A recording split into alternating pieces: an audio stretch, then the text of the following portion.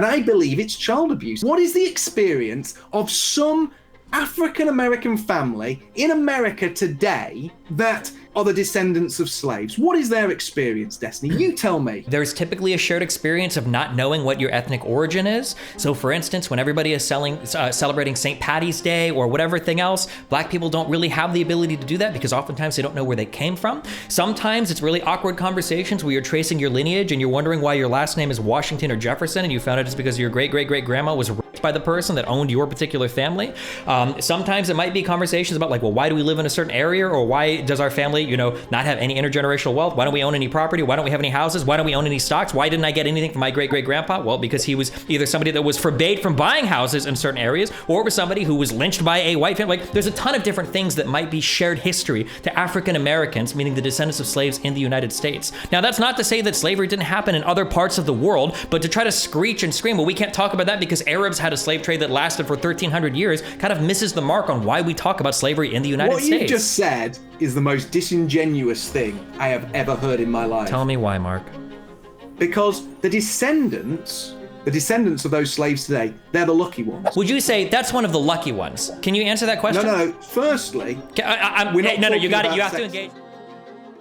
Genocide, or the demographic replacement of those of European descent, is a phenomenon that every Western nation faces. Originally, those who spoke about this topic were branded as conspiracy theorists. However, the reality of white people becoming a minority in their ancestral homelands is no longer regarded in that manner.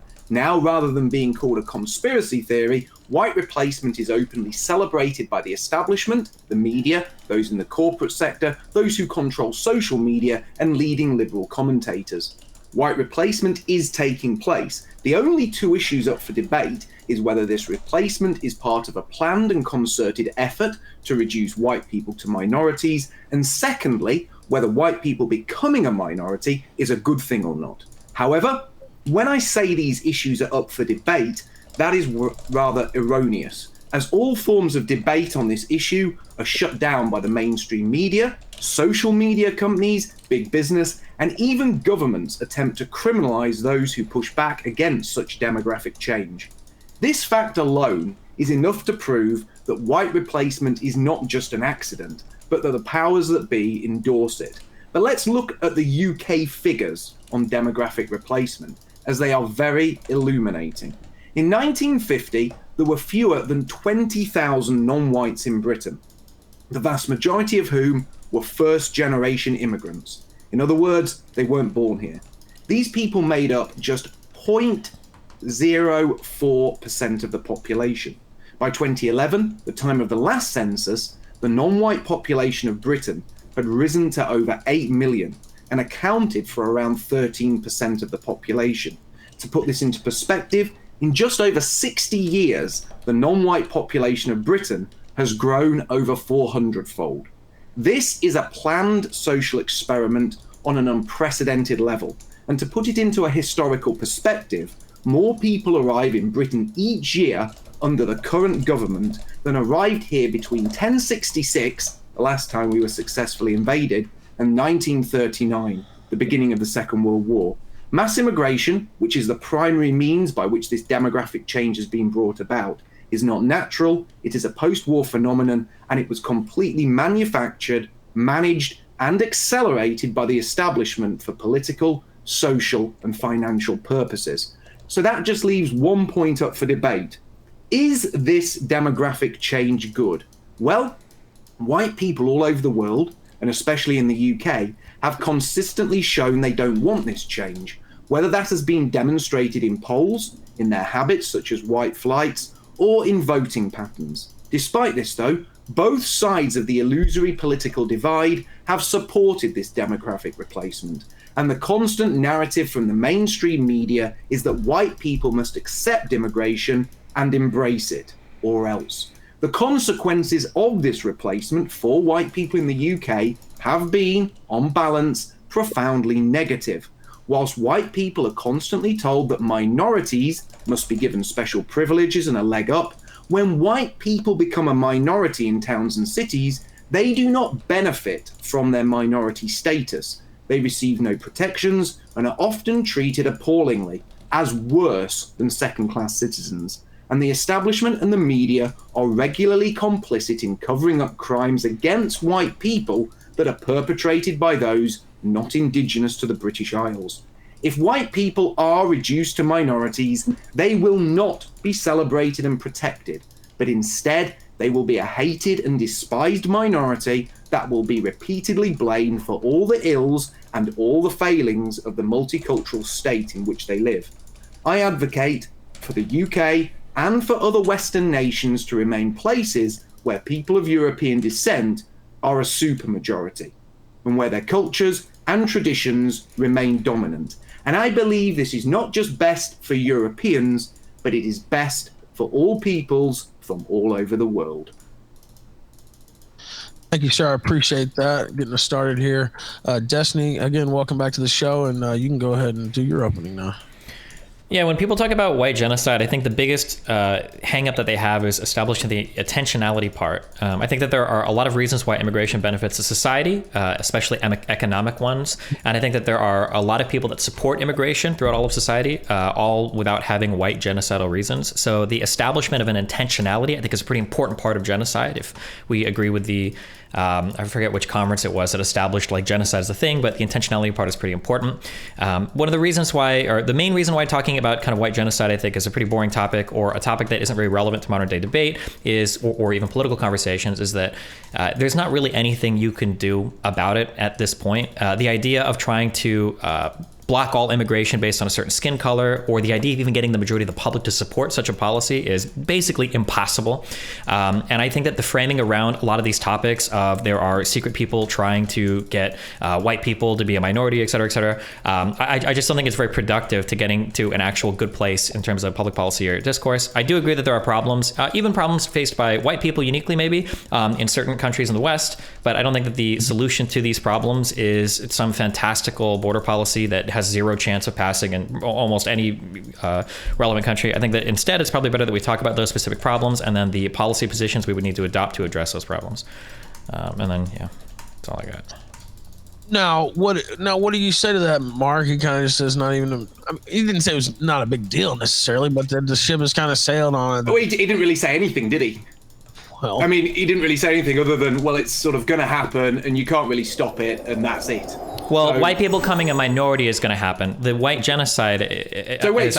So let's establish this. You do believe that white people will become a minority. That is actually happening. So when you define white people with the one-drop rule, then, like, mathematically, of course, that's always going to happen. If any amount of Hispanic or black blood makes you Hispanic or black, then you're necessarily going to have a minority. You don't need to say 1,000 words very quickly. Your opening speech was like 5 minutes long. I don't know why you would accuse me of that. You don't need to say 1,000 words very quickly. Okay. I'm just trying to establish you are accepting that white people in Western nations are becoming minorities, and the likelihood is that if trends continue, white people in nations like Britain, France, Germany, United States, wherever, will be a minority and will no longer hold majority status. You agree with that?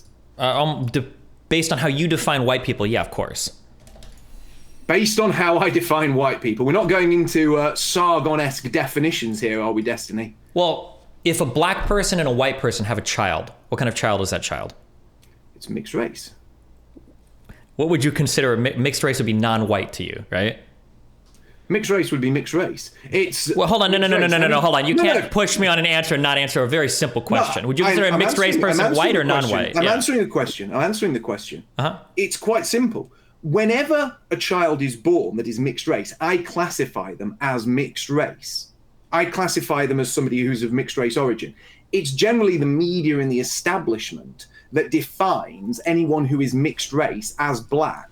So, for example, Obama is not black. Obama is mixed race, yet he is widely categorized as the first African-American president, when in fact he's mixed race. I'm saying they're mixed race. And when we say that white people are going to become a minority, that obviously means that people of European descent, who are wholly of European descent, will become a minority. That's quite simple. Sure, but by that definition then, isn't literally everybody being genocided? Black people and Hispanic people and every other minority group? Because the more interracial marriages that happen... What a ridiculous point. Hold on, I need you... Hold on, wait, hold on. Wait, I didn't even finish my question. I know that you might be used to steamrolling people because you don't talk to many people. I'm not used to steamrolling people. Sure, well, let me finish my question. Let me just finish my question. You're getting away from I'm not being slippery. I just want to... The problem is, by the certain premises that you lay out for the argument, you're almost begging the question, right? So with any person that has a child with a white person, if that child is considered non-white, and if we have multiple ethnic groups mixing together, and we're trying to use this framing to say, well, there's a white genocide happening. Well, if a mixed race child is not a white child, and you're telling me now that a mixed race black child is not a black child, but they're mixed race, then it kind of sounds like everybody's being genocided. Now, I don't think you want to own that conclusion because obviously it weakens the white genocide point, but would you not agree then that if a lot of Hispanic and black people and white people are all interracially marrying and having kids, that kind of every race is being genocided?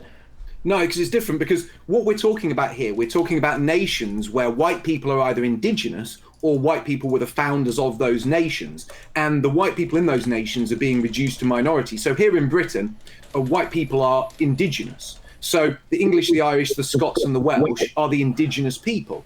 And they are being reduced to minority status. You don't have, say, Nigerians being reduced to a minority status in Nigeria. So it's a completely different point. You know it is. You're just being intentionally slippery. And what I'm trying to establish is that you do agree that white people in Western nations are becoming a minority. Okay.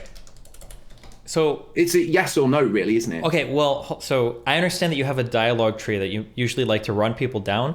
Don't call me slippery just because I'm trying to engage with your questions on more than just yes. I'm not calling you slippery because you're trying to engage with my questions. I'm calling you slippery because you're not trying to engage with my questions. So initially, you said that there was a planned genocide of white people. Okay, you said there was a planned genocide of white people, and then you said mixed race children don't count as white. That's fair. Okay, we might end up agreeing finally on everything you're saying. I'm just trying to make sure we have all of our terms and everything straight. Okay.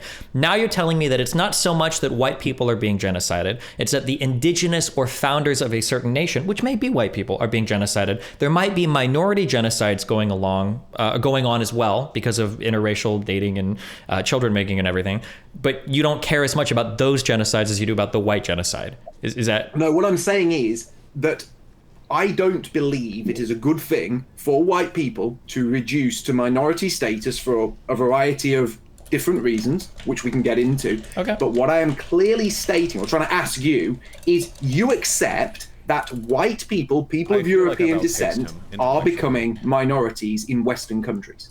That seems to be the case, yes. If we are ignoring mixed race children, then yes, white people seem to probably be becoming minorities in percentage of the population. So we agree on that. We agree on that. So what we probably don't agree on then is whether that is intentional. But what I would say to you is, are you streaming this on YouTube?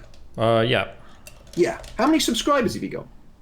Why is that relevant to this conversation? I'm just asking. Just asking. 40,000. 40,000 subscribers. What, watching now, or? I thought you had more than 40,000 subscribers. If you know how many I have, then why are you asking me? Because it's interesting to see. You see, the point that I'm getting to is a lot of this can be seen as intentional simply by the effort that the establishment, including, as I said, the corporate sector, social media, the mainstream media and the government, the effort they go to actually prevent not people talking about white people becoming a minority, because that is something that's accepted now. Stop people complaining about it. So, for example, you're on YouTube with your many hundreds of thousands of subscribers with a monetized account, and you are admitting that replacement migration is taking place. But because you favor that, you are allowed to keep your account. Whereas people like myself, who spoke within the law, within the legal limits, about similar things, and obviously speaking within the legal limits in Britain means that any YouTube account would easily be within legal limits in America, get completely taken down. And that does prove that there is a major drive by the establishment, which big social media companies are part of, to silence people like myself who disagree with white people becoming a minority, whereas voices like yourself who actually celebrate this are amplified.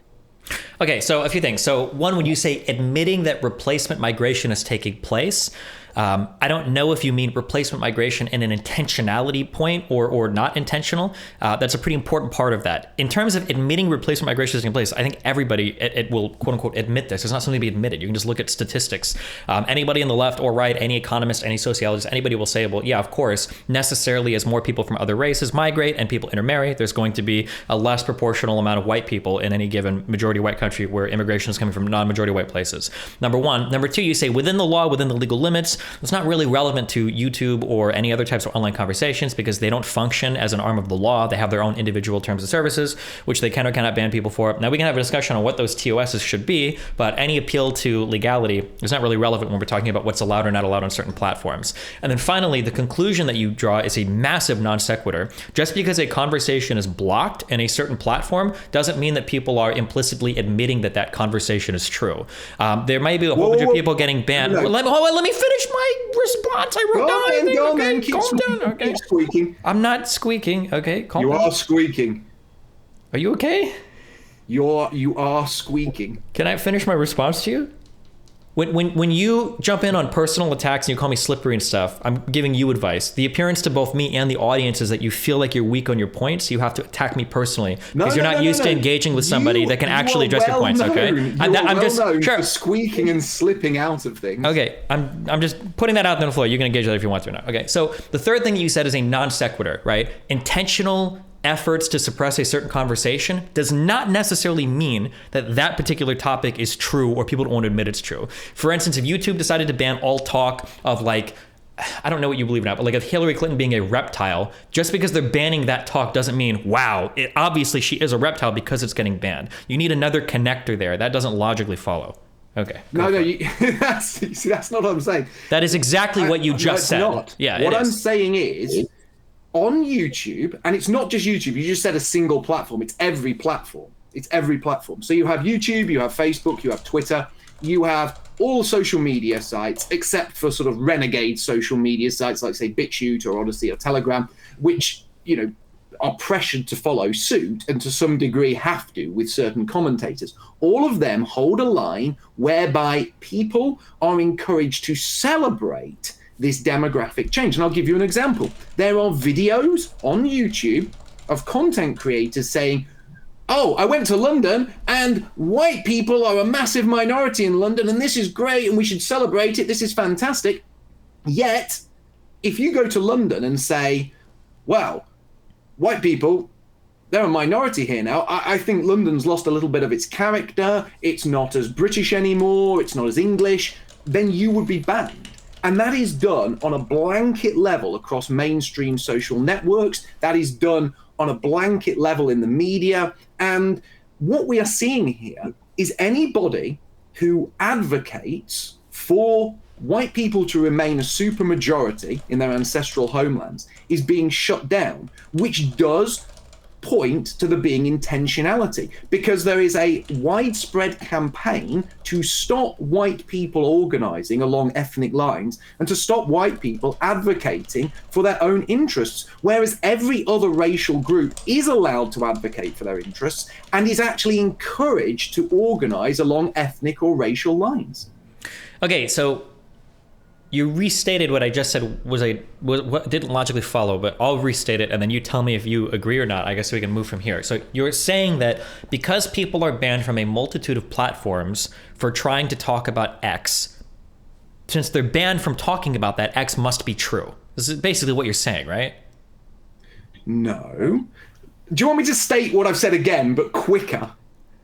So we're not like eating up the entire debate with me just stating facts. Yeah, say it again, but quicker. Yeah. Right. You can talk on social media about whites becoming a minority, but only if you support whites becoming a minority. So social media doesn't ban you from talking about whites becoming a minority. They only ban you if you disagree with that happening or wish to in any way advocate against that. So this isn't like some mad thing what you're trying to paint it as. You're trying to say, well, if YouTube bans you from saying Hillary Clinton's a lizard, that doesn't mean Hillary Clinton's a lizard. No. That's what you're doing there, is you're drawing a false equivalence to try and derail this into some kind of comedy, because you can't answer what I'm saying. I'm trying to understand your question. I'm not trying to derail anything. Okay. Now, But I don't understand how you can't understand it. Because, for example, like there might be an editorial where they talk about the browning of America or whatever, or they talk about, you know, whites are going to be a minority, and I've seen these myself, and they're celebrating it, right? yeah, I'm not disagreeing with that. Well, yeah, I'm just asking, what do you say about that though? Like, I mean, yeah, it's cringe. I think it's cringe. I think there's a lot of dumb shit that gets banned because of what advertisers think is friendly or whatever, or what the most people will support without canceling somebody. But I agree that a lot of that is cringe. However, just because platforms, even if it's every platform in the world, is not platforming a certain type of speech, that doesn't necessarily mean that there is some truth that those people are getting at. There could be a variety of reasons for why they're banning that speech, not just because they're trying to hide the truth. That's all I'm trying to say. No, wait. You have just earlier on in this very debate accepted that white people are becoming a minority. You support that. You are a multiculturalist. This guy's a fucking moron. Hence, this is going to be a painful conversation. Your 400,000 strong YouTube army, make lots of money, have monetized videos. But if somebody came on YouTube today, if I started another YouTube channel, I had 100,000 subs, mine initially got shadow banned, then this guy's supposed to be like a really famous like neo-Nazi or whatever. So I was hoping for a little bit more. Say exactly the same, come from the same starting point as you do, that this is happening, but then say we disagree with it happening, are banned. So what you're seeing here is a concerted effort across all platforms to stop anyone talking about demographic change. I've acknowledged all of this, but what I'm saying is, because you're trying to say that because that's happening, either people don't want people to know that it's true, or they're banning it because there's some intentionality there that they're trying to hide. What I'm trying to say is there's an alternative explanation, and it might just be that this particular type of speech is so unpopular that there's pressure on advertisers not to host this type of speech. But it's not so unpopular. It's not so unpopular, because when I had a channel, I had videos with millions of views. When I had a channel, I was gaining 1,000 subscribers a week until YouTube shadow banned it. There are plenty of people out there talking about this that are very popular. It's not that it's not popular. Trump got kicked off Twitter. He was very, very popular. He was the president. Yeah, it's not a matter of popularity. This isn't just down to some sort of series of unfortunate coincidences. There is intentionality here, and you only have to be a mildly intelligent person who can join up dots to see that. What I'm trying to tell you is it's possible that you can get views, you can get like millions of views in videos. What I'm saying is this particular type of speech is so unpopular, not that nobody will see it, but there's enough of a public backlash against it that advertisers might want to say, hey, we don't want to be involved in advertising here, or we don't want to be involved in this particular thing. And that sort of public pressure is usually what gets this type of content delisted. So you're saying now you can have millions of views, you can have a 96-97% positive ratio, people love your videos, but you'll get banned because the 3% who are disliking your video are so powerful that the advertisers will listen to them, YouTube will listen to them, and your speech goes down the toilet. Okay, I'm going to ask you a question, and we'll see if you can engage in good faith. Do you think only 3% of people in society are offended by views related to white nationalism or ethnic majority white people needing to be a necessity for the future of countries' destinies? Like, do you think only 3% of people in society are offended by that? Because you made it sound like just because you're getting 97% thumbs up or whatever doesn't necessarily mean videos with millions of views. Doesn't necessarily mean that the overwhelming amount of people support that type of speech or even want to see it on these types of platforms. But you see, what you're saying here is that there is a group of people who are undefined, who are apparently seeing these videos that didn't like it but didn't say anything about it, and because of that group of people the videos have to be removed. Well, that doesn't really make a lot of sense. It's the same with Trump. You know, huge amount of support, roughly half of Americans supporting him, maybe more depending on what you believe, removed from all social networks. Now that tells you that this isn't being done, this mass deplatforming isn't being driven by large majorities. It is being driven by small vocal minorities or a tiny minority of people who are in control of platforms that have a very politicized agenda. And part of that agenda is ensuring that white people don't advocate for themselves. I don't know who that tiny minority of people could be, but I'm sure somebody in the chat can help us out with that. So you legitimately believe then that that type of speech, that over 50% of people that are on YouTube are in favor of seeing stuff related to like white nationalism or white supremacy, that these are ideas that they would find palatable to be on YouTube or Facebook? I didn't say white supremacy. I said white people advocating for their own interests. You then injected white supremacy to make it's my very, points very, seem very more salacious. hard to find one without the other, right? I can have a conversation. I'm not a white suit. Where I don't know if you are or not, but but half of what you said in this conversation is like kind of not true. So for instance, when you say white people can't have or advocate on their own ethnic lines or whatever, I've had conversations about it before and I haven't gotten banned anywhere for having this conversation. When I say white, but hold on. But like the problem is that oftentimes this is paired with other types of speech, and that's why these people end up getting deplatformed. Is they're not just saying like, hey, like, you know, black people have their own groups, Asian people have their own groups, like Asian people, a whole bunch of different people. Why can they have their own group and white people can have their own group? I've had conversations like this before, and I don't get deplatformed on any of these platforms. So my guess is that when you say, well, you can't have these conversations, it's because there's usually other things that go along with it, like the little joke you just made about, well, there's a certain minority of people that are controlling these things. I wonder who they are. That's generally the case. No. Number one, you don't get deplatformed because you are an establishment mouthpiece. You support what the establishment are saying, and you're leading a group of people who all support you down a road of sort of mocking white advocacy. That's the first thing. Secondly, making jokes shouldn't really be illegal, should it?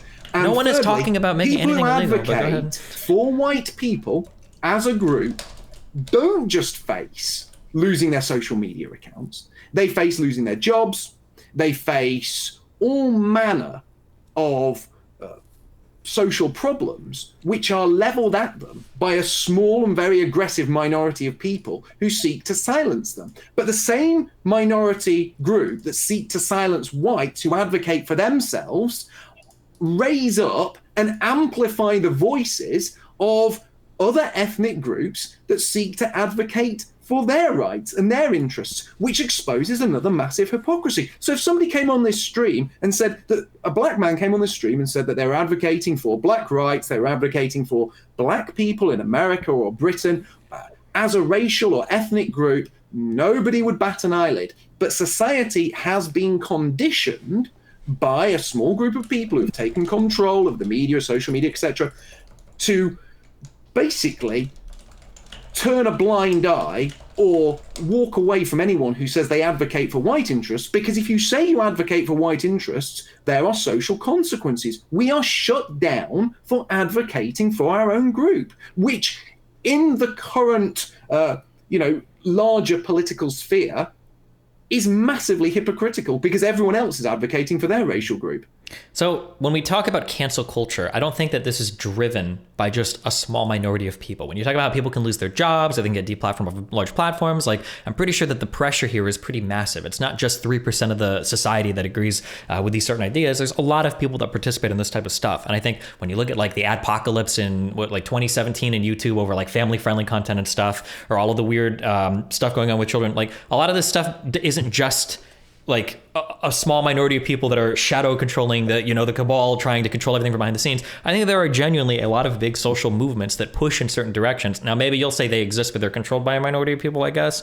But I don't think that it's just like a few people that are driving this. I think that there's a huge cultural consensus around some of these ideas, and then that pushes advertisers to act in certain ways, and then that pushes platforms to act in certain ways. I think that's a far more believable explanation than there is like the shadow cabal, unless we can find them, or I guess unless you could show me them. But maybe that'll be the next part of the conversation we're moving on to. Well, I was going to say we did, I made a notation here, the intentional part, right? That is a big part that we haven't really dealt to at this point yet. So why don't we do it now? I'll talk another point about this intentionality. Okay. Yeah. I'll talk another point about this intentionality. Sure. I'll give you a great example.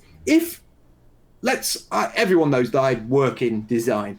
If I started Marky C's Magical Design Company tomorrow and put up a job application saying only white people are welcome for this job, or saying that, say, black people are not welcome at my company, I don't want to employ them, I wouldn't do such a thing. But if I did, there would be absolute uproar and outrage. But in Western nations such as Britain, you do have examples where white people are excluded from certain jobs, certain positions in the state, certain positions in the media. White people are openly discriminated against in a number of ways, and they're the only people who can be discriminated against. Now, at this point, you've either going to say... clarifying question. So in the United Kingdom, you're telling me, it's legal to discriminate on the basis of race against white people? Can you do that for a job? It's illegal. It's illegal to discriminate on the basis of race, but that is something that doesn't seem to apply when it comes to white people. So I'll give you an example. The fire service in England, they changed their testing. So you needed 90% on the admission test to get in if you're a white male, 80% if you're a white female, and 70% if you were somebody from an ethnic minority background. Now, that's clear discrimination. Yet those things are basically rubber stamped and endorsed by the same people who say that they want no more discrimination and they want equality. That isn't equality. And what's happening here is a system of discrimination, just like I was talking about on social media, a system of discrimination that discriminates against white people, turns white people into second-class citizens. And again, this is endorsed by social media, because you can't talk about it on social media. This is endorsed largely by the mainstream media in the state. Now, do you agree with that kind of discrimination? I would have to see, in terms of like affirmative action, basically, is what you're talking about. I don't know. I would have to see how it plays out in the UK. I can speak to US laws a lot better, but my understanding is in the UK, I don't think you're allowed to engage in this type of discrimination. But well, it does happen. I mean, even the BBC have posted job adverts specifically for people who are not from indigenous backgrounds. Saying it does happen doesn't mean that it's legal or allowed. There are a lot of things that do happen everywhere, right? So I'm not interested in like it happened one time, but more so like as a rule, like this is something that's become legal or this is something that's been culturally accepted. These are like far different than this has happened. But it is culturally accepted. That's what I'm saying. Discriminating against white people is culturally accepted. In terms of, hold on, stop broadening the conversation. In terms of like job applications or like tenants that can live in areas, my understanding is in the way of the United States, and I'm pretty sure it's some in the UK, there are certain classes that you're not allowed to discriminate on no matter what. You can't say renting a house to only black people, only Asian people, only white people. My understanding is I think that's similar in the UK. Now, affirmative action falls under a special different thing we use for some universities. I don't know if you guys have that for certain types of jobs as well. Maybe you do, maybe you don't. So I can't speak to British law as well as I can to US law. But regardless, even if these things do exist, we haven't gotten anywhere near the intentionality aspect of like a white genocide or a white discrimination. There are other plausible explanations for why we enact these types of policies that aren't just white genocide. Simple terms. Let me explain in simple terms. Laws are enacted to bring about fairness, to end discrimination, supposedly. And these laws prevent you from advertising a job on the basis of ethnicity. But then, once that law has been enacted, usually another law is enacted alongside it, which states, despite what they've said earlier, that you can't actually discriminate in the workplace on the basis of race, every workplace has to take so many quotas of people. So in fact, they are discriminating on the basis of race, but only in the benefit of people who aren't white. You understand that that's a very simple point. Yeah, I understand what you're saying. I never take anything from people like you on face value. So when you tell me, do you understand the concept? If hold on, let me just say, okay, because you keep throwing so much together. When you talk about like the BBC is hiring certain people, right? If you're saying that like the BBC is looking for like a reporter to report in a certain area that has to match like the ethnicity of the area, I can agree with that. I think that that's an okay thing. Even in the United States, we have exceptions for stuff like that. For instance, when if you wanted to make a documentary about Martin Luther King, you're allowed to discriminate there when it comes to hiring an actor. It doesn't have to be equal opportunity. You're not going to have an Asian woman playing Martin Luther King in a movie, right? Much the same that there are certain limited exceptions where asking for people of a certain background. Why not? Why not? You've got black people playing English kings and queens now. Why can't a white person play Martin Luther King? Hilarious. So there are certain times where it makes sense where some forms of like discrimination can be okay. So when you're saying BBC job postings, it's making me wonder if they were looking for reporters in certain areas, in which case I can understand it. If you want to have a broader conversation about affirmative action. I mean, I'm not necessarily in favor of affirmative action. There are some cases where I could see it being the case, but when you bring up BBC job offerings, this is what is coming to mind for me. And it sounds to me like you agree that there are larger laws in the UK that make it illegal to hire somebody or not hire somebody, at least on the basis of race or sex, or there's probably other protected classes in the UK as well. So if it has happened before, I would probably disagree with it. If some people are pushing for it, I would probably disagree with that. But this still doesn't get us anywhere near the intentionality aspect of white genocide. I really like the way you say an awful lot of words very quickly, yet say nothing of substance. That's a real skill. If I ever say something and you don't understand what I'm saying, I can break down whatever. Okay, because every word I say is very intentional. And if you don't understand, if you're not following something, just tell me and I will re-explain it for you. Okay, I'm not just talking into the ether. You stated that a white person shouldn't play a role like Martin Luther King, yet black people are now playing the roles of English kings and queens. The fact is, that's another interesting point that you raised yourself that defeats your own argument, that when a black person plays a white historical character, everyone cheers and applauds in the press, the media, on social media. If you speak out against it, you get into trouble. Whereas if Mel Gibson was cast to play Martin Luther King, there'd be outrage. You could not have a white person play a black person, and I never said that a white person couldn't play MLK if they wanted to. I'm just saying that you have the option to discriminate there for artistic purposes or for other purposes in the United States. I'd love to see Mel Gibson as Martin Luther. Sure, if you want to. Also, are you saying there are black people playing like historically accurate English kings? Or are you talking about Lord of the Rings or like fictional things? No, I'm talking. There was a black actress recently cast to play Anne Boleyn. Okay, I mean, if they want to do it, they can. But I mean, if I'm saying that if white people want to play historically black people, being erased from their own history. All I'm saying is that if you want to discriminate on the basis of race for some things, like for instance hiring actors or whatever, then you have the opportunity to do that as somebody that's hiring out that type of talent. Right. My point was that the first thing the establishment does is say there is no discrimination on the basis of race. Everything has to be done on the basis of people's skills and people's ability. And that on the surface sounds very good and very fair. You have an ability-based system. So the best person, the best qualified gets the job. That is equality of opportunity. But equality of opportunity doesn't last long because the next law passed is always one that ensures equality of outcome. So at first they say, right, there can't be any vetting on race at all. And then once that law has passed, they then pass another law saying, but you have to have a certain ethnic quota inside your company. So even if the white guy is the best guy for the job, he can't get the job. You've got to give it to an ethnic minority. So all of these laws, when put together, show intentionality. They show a system that is actively being designed, actively being tinkered with, actively being geared towards dispossessing white people and turning them into second-class citizens. Do you not think there might be other reasons why people would advocate for affirmative action type pushes for more minority representation, or can the only explanation be white genocide? There's one question here, my friend. You either want equality of opportunity or you don't. Now, if this was about equality, it would be about equality of opportunity and the best would rise to the top. Now, I'll tell you this. I have no problem whatsoever when I see black people dominate certain sports. Like, is he even answering my questions? I don't even remember what the fuck I asked this guy. It doesn't bother me at all. Hold on, wait. What was my question? Do you remember what my question was? I don't lose sleep over that. But wait. Do you remember what my question was? Yeah, I do. You said, could there be other reasons why this is done? Yes. And I'm explaining why this is part of.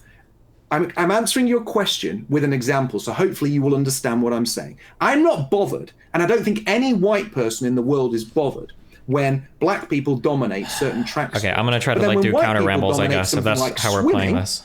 Or another sport like that, there is a massive nationwide campaign. There's newspaper articles, there's social media posts, there's blog posts, there's people going mad on Twitter saying, why isn't swimming more black, or swimming is too white?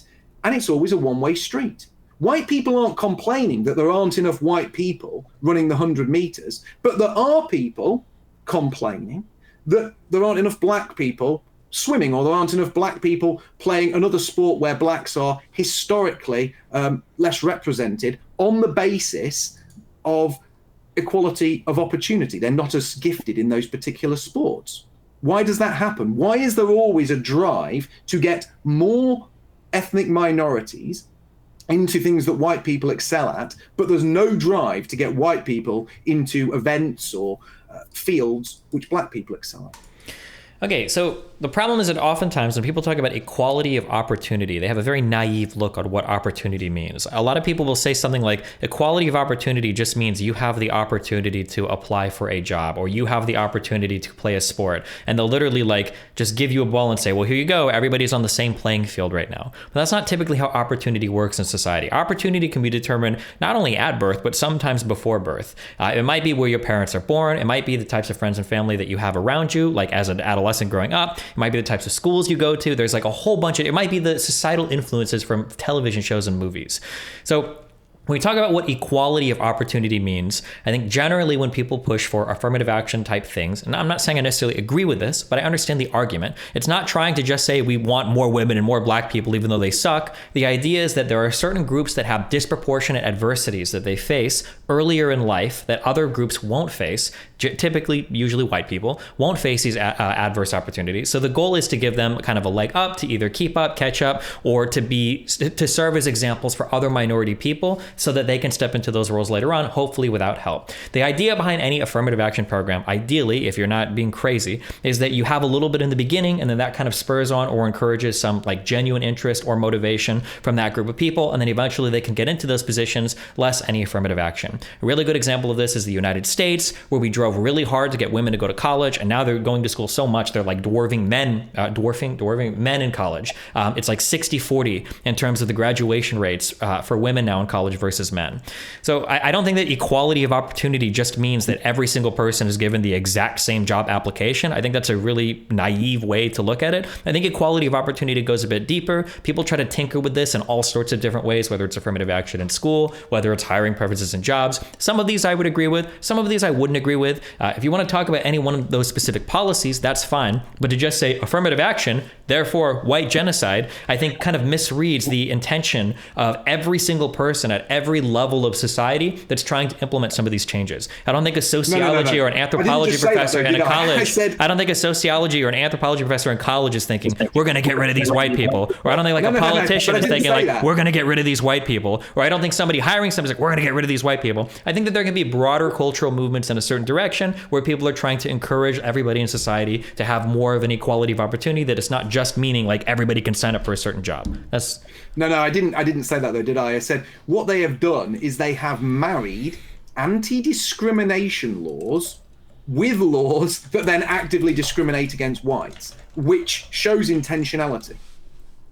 So I can just explain what I said again, but just because you have an anti-discrimination law doesn't necessarily mean you're showing the intentionality of a white genocide. You could be coming at this from the point of view of, hey, certain groups of people in society are highly privileged or have had a lot of opportunities and other groups of people haven't. Therefore, we're going to enact some policy to give another group of people a leg up. Now, we can argue whether or not this is a good or bad way to approach society. Personally, I don't like a lot of affirmative action programs, but to say that because this affirmative action program exists, it displays an intentionality towards white genocide is a massive leap. No. What we're doing here, Destiny, is we're painting a picture. And each one of the things that I am talking about, if taken alone within a vacuum on their own, might be an interesting discussion in itself. However, they're not all taken on their own within a vacuum. Everything that I've talked about so far tonight is part of a bigger picture. They're all intertwined and interwoven, and they are all pointing, when looked at together as a group, in the same direction. So when you take the fact that white people are not allowed to advocate for their own interests, when you take the fact that white people are deplatformed when they advocate for their own interests, when you take into account you can talk like you're doing on YouTube about this issue now, but only from your point of view, then you throw in the anti-discrimination stuff, then the affirmative action stuff, and you put it all together, and you put many other things together, it starts to build a bigger picture. And that bigger picture is that we are not only being replaced, which you've already agreed we are, But this replacement is being carefully managed and is not building some wonderful place of equality, some great wondrous world where everyone sings Kumbaya together and gets on. It's building a world where white people are intentionally being turned into second-class citizens, and where white people are not only discriminated against, but are actually treated, when they become minorities, as a hated minority. And often horrific crimes are committed against white people by ethnic minorities, and the state actively covers them up to ensure that other white people don't start advocating for their own rights and don't start pushing back against the multicultural system. There is a way where you can take a collection of facts and points and you can try to draw whatever story that you want. But when you tell me that there is an intentional effort to get rid of the white race of people and replace them, and I do agree that we're being replaced, but everybody's being replaced by mixed race people. You seem to agree with that at the beginning, that black people, Hispanic people, Asian people, and white people were all being replaced, we're all being genocided by mixed race people. No. So as long as we agree that that's happening, and as long as we agree that all of these disparate little points in society are moving in that direction, but if I can show you, and you also seem to agree, that if every single actor in this area is not trying to cause a white genocide, I'm not trying to cause a white genocide. I don't think most politicians are trying to cause white genocide. I don't think the people that vote for these politicians are trying to cause white genocide. I don't think most employers are trying to cause white genocide. If we agree that none of these people are acting in an intentional manner, sure, you can try to paint together a big picture where at the end of the day you can say, well, hey, look, we're moving towards this direction, therefore intentionality. But like conventional wisdom would tell us that this is something that we absolutely shouldn't do. There's literally the age-old saying of the road to hell is paved with good intentions. You know, you can get to different areas of society that you might consider not good with a whole bunch of well-meaning people that aren't intending to genocide white people. And I don't think that just a collection of facts showing a bunch of, you know, well-meaning, potentially liberals trying to say, hey, we need affirmative action. Hey, you know, these people are fucked. Hey, we need to help these people. And then saying, oh, they're trying to white genocide. I need something stronger than that. I need something better. When you agree that every single step of the way, that every single step of the way. Okay, can you tell me in this whole chain of causality, where does the intentionality come from, and how do they bleed it down to everybody else and nobody even realizes it? Well, I'll give you a great example of intentionality. In the UK, there have been huge, horrible things that have happened to white people. So you have in the UK a phenomenon known as grooming gangs. Now, grooming gangs are overwhelmingly Pakistani Muslims, and these Pakistani Muslims prey upon overwhelmingly white schoolgirls, many of whom are underage. Now, at conservative estimates, hundreds of thousands of these white schoolgirls have been preyed upon by these Pakistani Muslim grooming gangs. By the largest estimate, which is from a British Labour MP, Sarah Champion, you can look this up, she claims around 1 million girls have been targeted or have been victims of these gangs in some ways.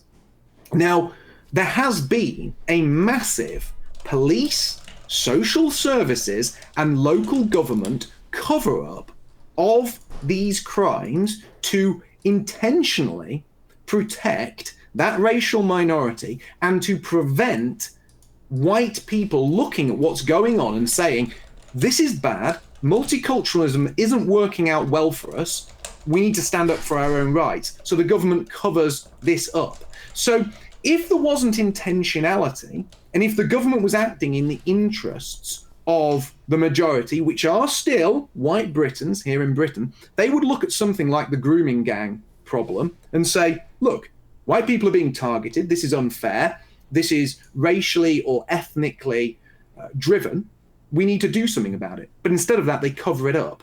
Why cover it up? Can you think of any other reason?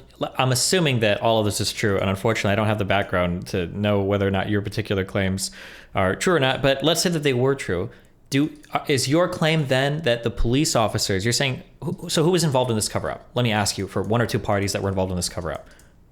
The police were, you can Google, I'll give you some specific examples. So you're saying the police were, so do you think that South the police... Manchester police officers were specifically told to, and I can quote this, investigate other ethnic groups. Do not investigate Pakistani Muslims for grooming offences. And there have been cases where white fathers have gone to places where their daughters were being raped and they were arrested rather than the rapists. There are cases where white girls have been repeatedly raped by dozens or hundreds of men, and when they have gone to the police and made a complaint, the police have arrested them for prostitution to silence them.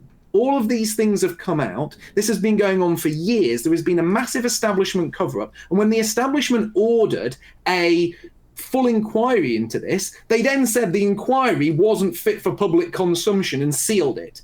And you're going to say, well, we don't know what was in the inquiry.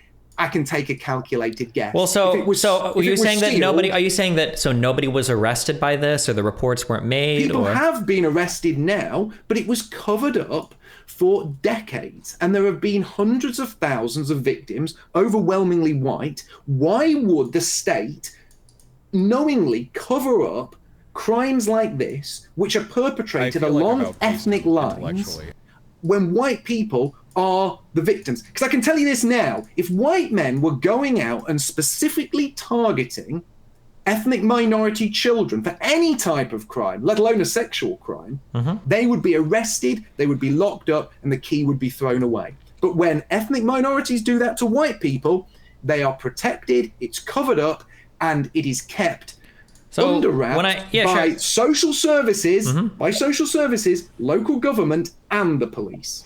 So when I'm looking at, I'm trying to look up reports here now that are coming out of the Home Office related to this. This is saying that about 85% of the people that made up these rape gangs were white men. No. Do you deny this? No. Okay, what source are you using to counter that? I'm curious, because if you're going to start bringing up like specifics, then I've got to start digging through, because I don't know. You could just be feeding me a whole bunch of bullshit. I'm not feeding you BS. You can look at press reports, look at the names of the people. No. Hold on. Press reports and names of the people do not establish a trend or any particular point of data. No, they don't. No, they don't. So so you said there were millions of rapes. So you've read through hundreds of thousands of names of rapists? I said a low ballpark estimate is hundreds of thousands. High ballpark is around 1 million. Okay, and you're telling me you read through hundreds. How would you know the majority of the rapists were Pakistani or North African or whatever? This is a problem. No. Pakistani Muslims. Specifically, this happens in communities that are Pakistani Muslim, and they specifically target white British girls. This has been a scandal in Britain that has recently sort of been exposed, and more light is being shone on it. And some of the cases are absolutely horrific. Sure. So when you talk about individual cases, in the government, the police, and social services knowingly covered this up to protect the multicultural society. Because multiculturalism, for people like you, people in the establishment, it's become almost like a god. Okay, so this is not responding to what you're saying. So in looking this up, it seems like there was one very early report that was based on shoddy data that tried to claim that most of the people here were Pakistani. But when this was researched more, it seems like the majority of the rapists in these rape gangs were white men. This idea, okay. Well, that seems to be because I Googled it now because I haven't followed the rape gangs. So do you think the 2020 Home Office report, was this just all lies or bullshit or what? The Home Office report into this was actually sealed. It was never fully released. Okay, so some of the claims that came out of this regarding the percentage of white men that were rapists, you think that number is just fabricated, or? I am saying the vast majority of men involved in this were Pakistani Muslim descent. When you look at those... Yeah, but why do you say that? How do you know that? When you look at those that have been charged, you look at their mugshots, you look at the data, you collate those who have actually been arrested for this, and you look at them, you can see who they are. Now, this is one of the things. Wait. What percentage of rape? Don't try to assert bad faith. You're bringing it. Hold on. No. Wait. You've done this multiple times. You're trying to say. Hold on. No. Everybody's eye sees different things. We all consume different media. You should know this better than anyone else listening right now, that all of us are in different media environments. All of us consume different types of media. By your own admission, if you're saying there's a huge multicultural project, then there's probably a ton of people that have never seen what you're talking about before. So don't say my eyes have seen something and then pretend that establishes a trend. When I'm trying to find some credible reporting on this or some credible thing, and I see that there is a Home Office report that was prepared that says 87% of the people involved with some of these rape gangs were white men, or that seems to be the consensus, and then you're telling me, well, that's not true because I've seen reports. Then I need to know what you see. I can give you a report. Vulnerable children are being failed by the floppy left who failed to speak out against groups of Asian men. We say Asian men here when we mean people from the Indian subcontinent who have sexually exploited young white girls, according to a former front bench Labour MPs. That's a left-wing source. Okay, wait. Why would I care about what one member of Parliament was fired says? From Jeremy Corbyn's shadow cabinet after she wrote an article in The Sun claiming Britain had a problem with British Pakistani men raping, exploiting white girls. Fired for talking about the sexual abuse of children because it goes against the multicultural narrative. Why would I care about what one MP says over like an actual official prepared report? Why? Why would you care about what one MP said? Because that one MP is the MP for Rotherham, and Rotherham is a place where over 1,400 girls were sexually abused by these Pakistani grooming gangs. And this was the epicenter of the news when it broke because it was such a big scandal. And you only have to take a look at the men. You didn't answer my question at all.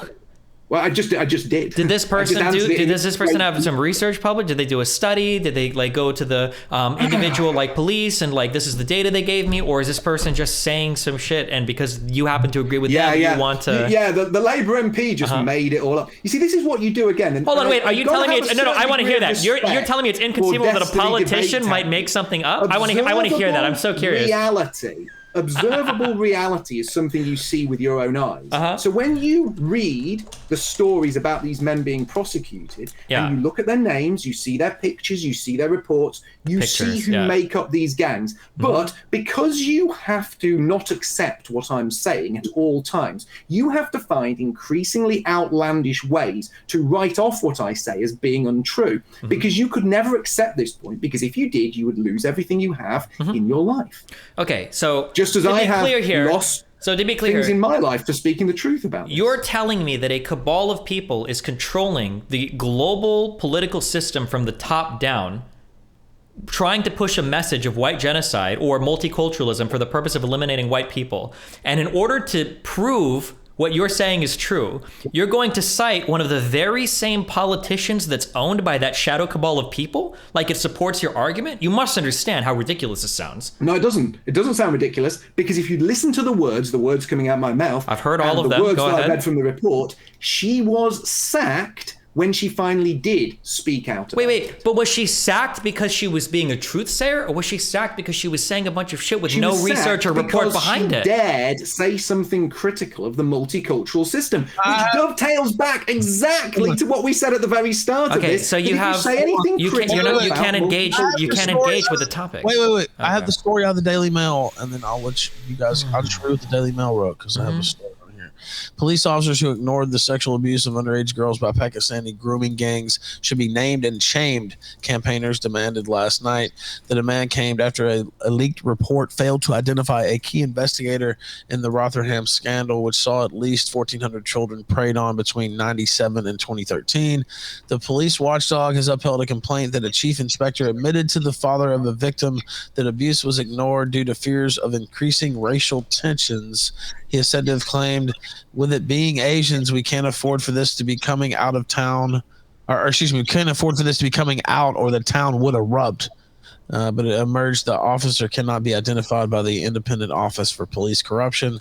The full document is due to be published later this year. Rotherham MP Sarah Champion said yesterday she found it, quote, difficult to believe that the officer's identity could not be established. She said what we as a town need to see, and definitely for the survivors to get closure, they need to see the cases of misconduct. They need to see people held to account.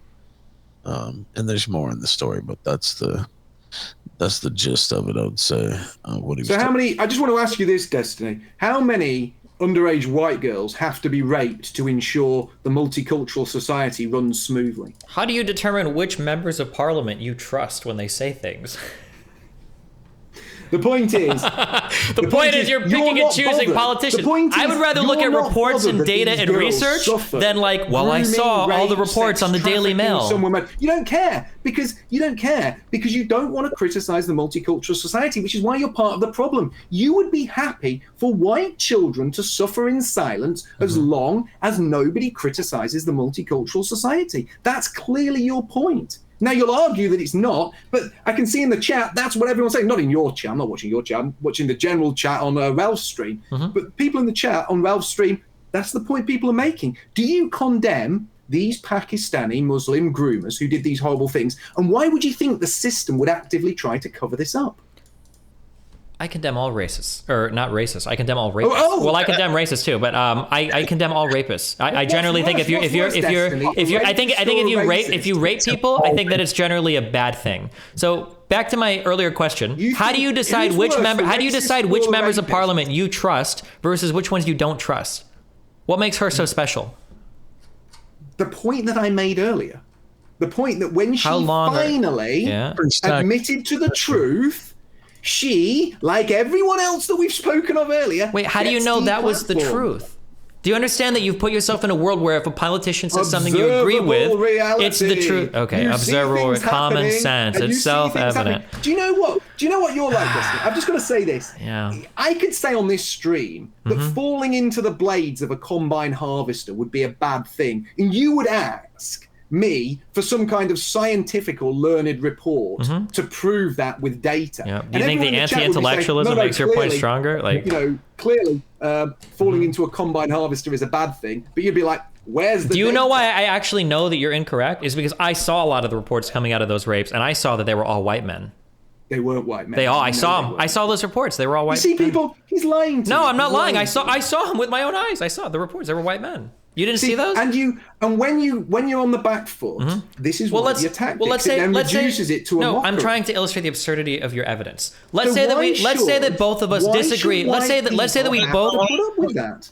Go ahead, Dustin. Let him get. Go ahead. Let's say we both disagree on what we've observed. How would we reconcile as two men of society, of culture, that have brains that we can use? How would we reconcile our observed differences here? What would we appeal to figure out who's right or who's wrong? Well, number one, the first thing we would actually do, and I've been on the ground in these places, so I actually know the truth. I've actually worked within these communities. I've seen the damage this has caused. Have you seen anybody getting raped? Have I seen anyone getting raped? Then what the fuck? What does this have to do with anything? What it has to do with is the fact you are reducing the suffering of these people to a complete mockery. You're sitting there snickering when it's white girls getting raped. And I'm doing this for a reason, because obviously your people, the people watching your stream over on your YouTube channel, they're not going to agree with me. But this is a very, very illustrative point. I'm talking about these horrific crimes, and you're sat there snickering. And you're snickering because it's white girls and white people suffering. You would not be snickering away now if this was white men doing this to black children. If somebody was making an argument as ridiculous as the argument you're making, I would be snickering no matter what the supposed victim or perpetrator were. That's great. That's because you don't know who I am. You don't know what my background is. You have no idea. I've laughed about all sorts of stuff. You don't know who you're talking to, respectfully, okay? But I understand why you might think that. What I'm laughing at is the ridiculous argument that I've seen some reports, therefore I have a better idea of what's happening, and I don't need to read any silly studies or any silly commission that might have actually gathered all of the police data and looked at the charges and looked at the abuse reports and looked at the victim reports. But instead, because I saw a few things that popped across my feed on the Daily Mail, and because there's one MP that said something that I agree with because I already agree with what she's going to say because this is my ideological narrative, that you somehow think that this is like a good argument. I don't know how you can't see that you're falling into the exact same trap that any person does, where they surround themselves with certain types of media and they only read the things they want to read and they only hear the things they want to hear. And then when I push you just slightly, because I don't know anything about this topic, I just Googled to see what would come up. And I'm finding that there were big studies done, or at least one big one by the Home Office, that said the majority of the rapists were white. I think it said 87% or 84% were white, and 87% of the normal population is white. So maybe a small underrepresentation of white people, but still, the vast majority were white. And then when I ask you, do you have anything that pushes back against this? Because I'm genuinely curious. And you go, well, I saw a lot of Daily Mail articles. You must understand, I can't possibly agree with that, right? I can't agree with your position there. You've given me nothing. Ralph was the one who brought up that. I cited the Rotherham case. I cited testimony from people who have left the police force. I cited testimony from a member of parliament. And I said, if you look at the names of the men, the names and the ethnicities of those who have been tried for this, it is not 85% white. You can see that. You only have to look at the data and actually look at it with your eyes, and you will see that. But what you like to do is you like to, move away from this, because this isn't something where you feel comfortable, because it's, again, white people being the victims of the multicultural society. And not only is it white people being a victim of it, put that to one side now. Put that to one side. This has been known that it's a huge cover-up. There's been a cover-up by the police, a cover-up by social services. There has been a cover-up by local government. The issue, if you put aside the horrific issue of the rapes and just focus on the cover-up, that is what I'm talking about when I talk about intentionality. I'm talking about the fact that the system itself, police, social services, the government, etc., will actively cover up crimes against white people to protect the multicultural society. And why did this scandal ever get out then, if that was always the goal? How did it ever make it? Why were any minorities ever arrested ever then? Because when you have something as big as this, eventually things seep out, and eventually there is pressure put on, and eventually, why couldn't they just keep deplatforming people? Because keep silencing when people? Too many people know about something, it comes to the fore.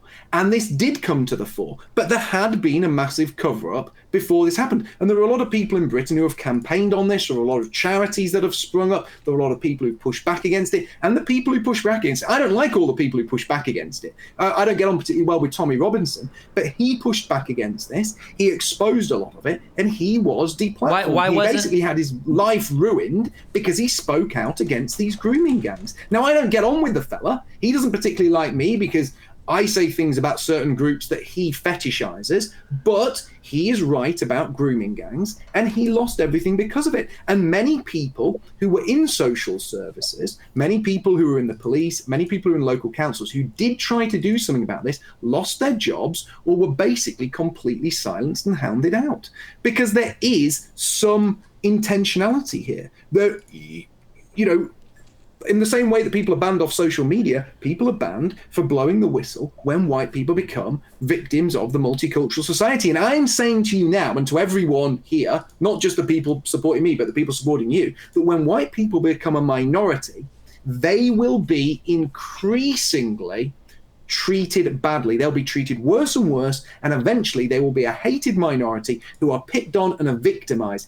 If this is happening to us now, when we are a majority, it is only going to get worse when we're a minority. And that's why I advocate for our interests and for white people to remain a majority here in Britain. This is our ancestral homeland, and I want us to remain a majority, and I don't want us to be victimized by this multicultural system. So the stories that you're telling me are nice, but I think the fact of the matter is that you just don't seem to have a good understanding of the child sexual exploitation scandal. It seems like you're picking and choosing from a few Daily Mail articles that you've read. You've, in your mind, decided that the majority of the rapists were, I guess, Pakistani or from the Indian, I don't know where you said they come from, but mainly men from that Asian part of the world. But there's just, I can't find anything to support this. So, I mean, like, if you think that is the case, that's fine. But I mean, it sounds like you're just as like dug into your particular little media bubble as anybody else might be dug into their particular media bubble. It sounds like there was a real scandal, but it sounds like the majority of the people that were raping these people were white men, even though you might have seen 14 names, or you might have seen other people like, oh my God, I saw 10 different people that raped them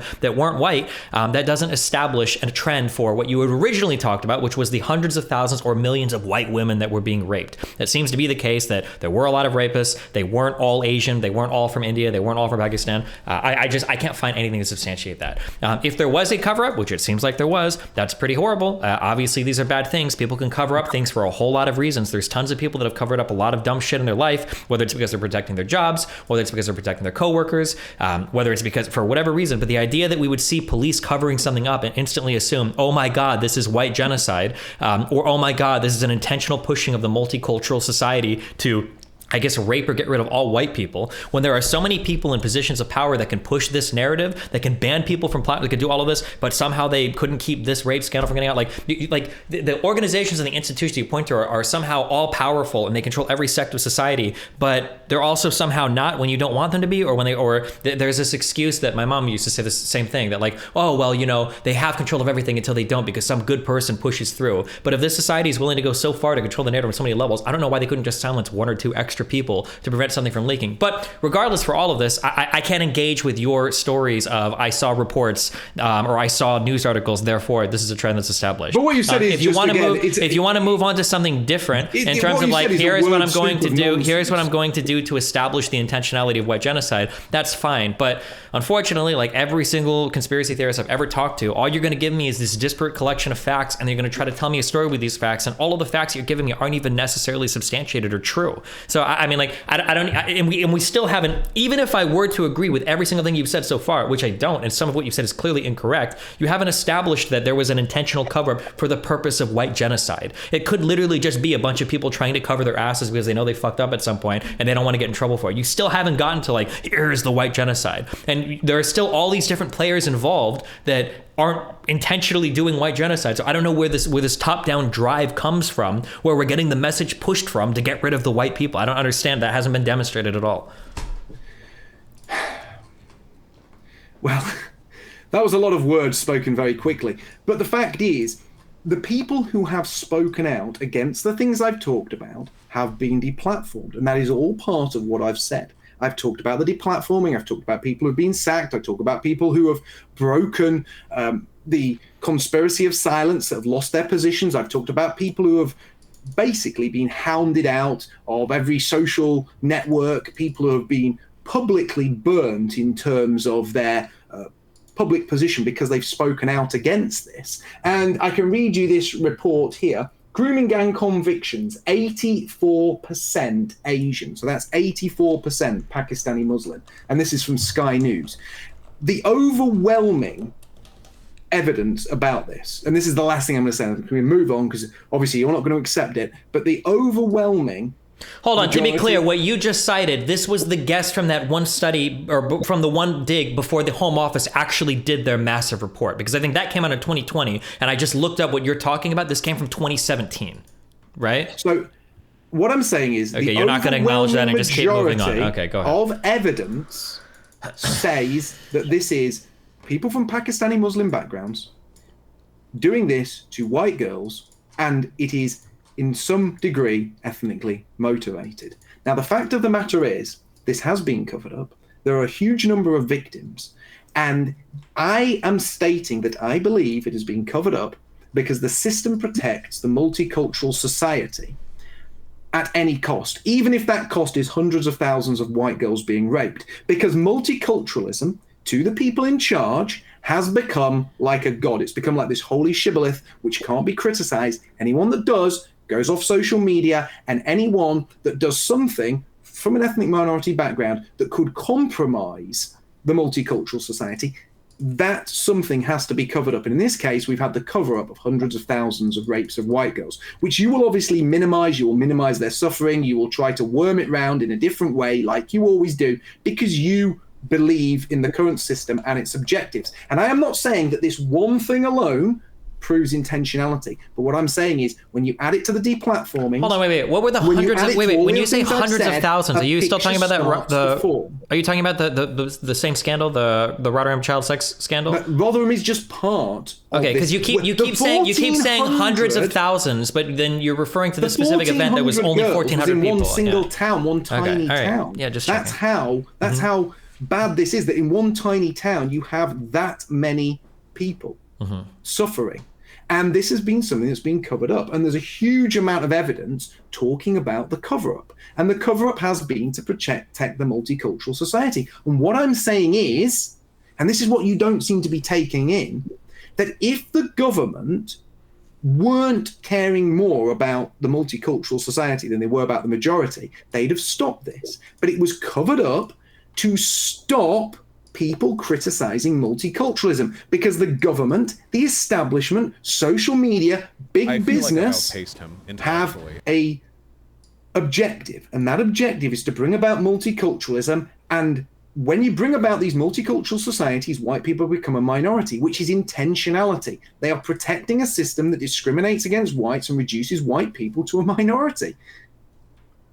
Okay, do you have like any other like causal links or any other types of things that shows like some intentionality, or is this Oh, is this how we're working with? Well, I was going to ask about the intentionality next. And this is towards Mark, and we can work off that. But what is the overall goal of reducing the white population? And we could talk about maybe some of the disagreement among whites. Some whites don't seem to care or whatever about their racial solidarity or what have you versus other races where it does seem to be more of a priority. But the first part, what would be the goal of reducing the white population? Like, what would be the motive, I guess? Well, I think the motive behind this is largely based on a hatred for white people as an ethnic group. The powers that be, those that are in charge of this globalized system, do not like white people very much. They think that white people may one day advocate for their interests and turn against globalization, push back against that. And their intention is basically to get rid of white people as a homogenous ethnic group so that white people cannot advocate for themselves or ever be a problem to those who are at the top of the tree. And I'm not saying that everybody all the way down the tree are all involved, but I'm saying the people at the very top of the tree have a deep-seated dislike for homogenous European societies and have demonstrated that in every European nation by importing hundreds of thousands of immigrants every year against the wishes of what is still the white majority. And you see that in Britain all the time. In Britain, every time there is a general election, the Conservative Party usually do quite well. They usually win general elections, and they win it on the basis, or one of the bases, that they always say they're going to clamp down on immigration and never do. We live in an illusory political divide where both parties essentially claim to stand for different things but really stand for the same thing. And ultimately, both bring about mass immigration against the interests, but more importantly, the will of the people, who, when polled or when usually vote or usually say in polls that they don't want more immigration. And that's another important point, that white people demonstrate in numerous ways that they are not pro-multiculturalism en masse, they are not pro-immigration, but they have these things forced upon them. But because they're caught in this two-party system, there is no real way out for the average person who doesn't understand the trap they're caught in. Now, do you want to respond to that, Destiny? You have a question off that or anything to say? I get, like, the problem with all of these types of conversations that somebody presents a conspiracy theory. It's essentially a story of a bunch of facts that are collected, but there's like nothing for me to actually like prove or disprove. Like, every single thing that he talks about could be like adequately demonstrated by the fact that there are a lot of people that feel bad about a history that white people have had oppressing certain groups of people, so people have moved in like different cultural directions to try to rectify that. Like, whether you think that is cringe or not, it's just as valid an explanation, and it doesn't require me to believe in any sort of grand overarching narrative that he can provide absolutely zero evidence for, rather than me trying to infer from a whole bunch of different little like factoids or stories that there's some intentional thing going on. I can just look at like what's obviously happening. Seems like a lot of white people, for whatever reason, feel like different groups of people were fucked up with white people in the past and are trying to make right. Whether they're going too far or not, there's valid conversations to be had there, but I don't think that that's enough to conclude that there is some grand conspiracy happening. Like, when it comes to writing public policy for any country in the world, it's so difficult to do anything, whether it's to get people to not commit crime, whether it's to get people to have more children, whether it's to get people to do a certain thing. Like, getting anything done with public policy to guide any sort of behavior is an incredibly difficult thing to do. Usually it has to be done through economic means. You can't just like tell people to do things and then like socially guide somebody one direction. So the idea that there is some top-down conspiracy or some bottom-up conspiracy or whatever to try to move everybody in one cultural direction, it would be the most successful project undertaken in all of human history when it comes to guiding thought, not only in one country, but in the entire Western world, to get every single white person to be on board with advocating against their own beliefs or advocating against their own self-interest. There are just a million other more plausible explanations than the fantastically delusional one of white genocide. Well, no, not really, because what you're saying here is that white people haven't been beaten into hating themselves, but they are. White people are told to hate themselves. They're trapped within a political system that dispossesses them of power. And not only are they trapped within that political system, but that political system promises them things, then never delivers on it, which again shows intentionality. Children are taught in school to hate themselves. we see critical race theory, we see white privilege being taught in schools. We get told, white children get told all the time, that their ancestors were evil, that history was dominated by wicked white men, that white people went all over the world and oppressed everyone and did terrible things to them. White people are taught self-hate constantly, and part of this is a mental assault on whites to make white people from as young as age as possible hate themselves, hate their history, hate their traditions, hate their heritage, hate their culture. And when a people are dispossessed and separated from their tradition, their culture, their heritage, their ancestors, they are left isolated, they are left atomized, they are left self-harming, they are left self-flagellating, and they are more open to destroying themselves. No other racial group is taught to hate themselves. White people are. Again, that in itself, on its own, taken in a vacuum, maybe doesn't prove intentionality, but when you put it into the picture that I am painting, it is another important part of that picture that proves there is intentionality, because multiple things are all happening at the same time, which shows this is not a one-off isolated incident.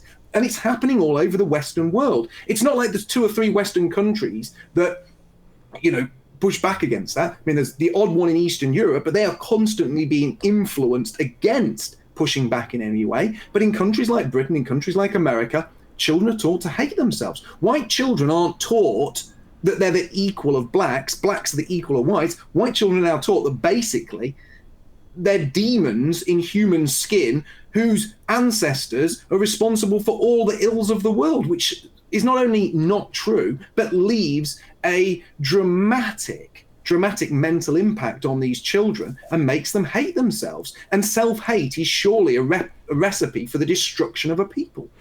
All of the things that you've described, though, whether they're implemented at the school level, the company level, or the national level, can just as adequately, if not more so, be explained by white people that have been really taken in with ideas related to social justice. The idea that it is undeniable that white people have, throughout most of history, been in positions of oppressor or owner of other groups of people. It's not really surprising that at some point, as people become more socially aware, that they decide to, okay, well, for the rest of the world that believes that slavery existed, right? There are going to be groups of people in the Western world that are white that think, hey, maybe we should do something to make amends for this. Now, again, if you want to debate any particular policy, or if you want to say whether we should or shouldn't do this thing, that's something that I would be interested in discussing. But the idea that you can take a collection of white people that are trying to do something to elevate or do something to make amends to other groups of people that they feel were oppressed in history, and then to try to turn around and say, well, actually, they don't actually care about that at all. They're just trying to do white genocide.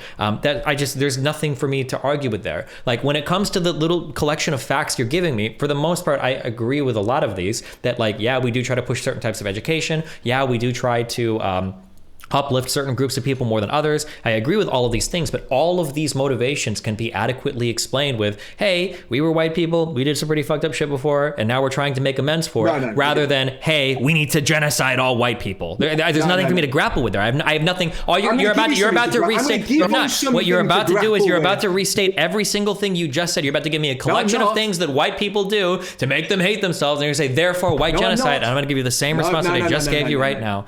So go for it, Mark. I'm going to go for it. Okay. All people of the world, regardless of race or ethnicity, have both owned slaves and been owned as slaves. All people of the world. The only racial group as a whole that turned its back on slavery and abolished it were white people. White people didn't go to Africa rounding up Africans with their swords and their spears. White people went to Africa and they bought slaves from African slave traders. The most powerful African nations were built on slavery. They were actually built on basically conquest. They captured other black nations, they invaded other black nations, they captured blacks from other black countries, and then they sold them to white slave traders. It was white people who used huge amounts of their resources, huge amounts of troops, spent huge amounts of money, not only abolishing slavery in white countries, but combating slavery on a global level. And if you look at the most brutal slave trade, it wasn't the transatlantic slave trade, it was the Arab slave trade, where Arabs went to Africa, took Africans by force, and people ask today, well, why isn't there large numbers of Africans living in Arab countries as the descendants of slaves? That's because the Arab slave traders chopped off the genitals of every black man they took, so that they couldn't breed, they couldn't fight back, and they wouldn't be virile or ever take over their nations. Now, the fact is, if you put that in context, what I've just said, white children should surely be taught in schools, well, the whole world was a dark place, slavery was the norm, but your ancestors, your white ancestors in these white countries like Britain, poured all their resources, time, effort, military might into not only abolishing slavery in the West, but abolishing it on a global level. But instead, your basic and ill-educated take is that white people were evil, must slavery. Not even true. That is part of the anti-white narrative. So I've never said that white people were uniquely owning slaves. Slavery has been practiced about the entire world. It's my understanding every group has participated in it to some extent. But I think that white people were in a unique position to benefit from slavery, such that those countries advanced far faster than most of the other countries that did enact slavery policies, I guess. So when you look at the United States, you look at Western or Northern Europe, these are places that exploded off the backs, oftentimes of imperialistic behavior, oftentimes of the exploitation of foreign colonies, oftentimes at the expense of slaves and their country. When you want to say that white people were the only ones that abolished slavery, yeah, sure, after they had grown massively while benefiting off the backs of slavery. It just so happens that the other people that were utilizing slaves didn't happen to grow to the same level that white people slave-owning areas. What about the Ashanti Empire in Africa? Not concerned about whatever empire in Africa you're going to bring up probably didn't match the height of the American Empire in the 1800s. That's going to be my guess. I might be wrong. Maybe you're about to point out to me that there is a Wakanda that exists in Africa that I am uneducated about, but I'm pretty sure that is true, that white countries grew in both military might and economic might and social power far faster than any of the other civilizations that were utilizing slaves in order to grow. So it's not surprising to me that these places that have advanced into highly industrialized, highly educated places would become a bit more cognizant of the sins of the past and have tried to make up for that through a variety of means before other countries that are still impoverished have. So yeah, none of this, again, is an argument towards white genocide. It's just an alternate retelling of history where you try to cast white people as the good guys because they're the ones that happen to industrialize quicker and grow out of their slave-based economy versus other countries. So white people pouring their money, time, military resources into stopping slavery, not just in their own countries, but on a global level. And slavery still exists in Africa today. It doesn't exist here in Britain. There's not an industrialized system of slavery. You can't go down to your local market and buy a slave. You know, in Britain, well, you probably will be able to in 30 or 40 years' time, but not at the moment.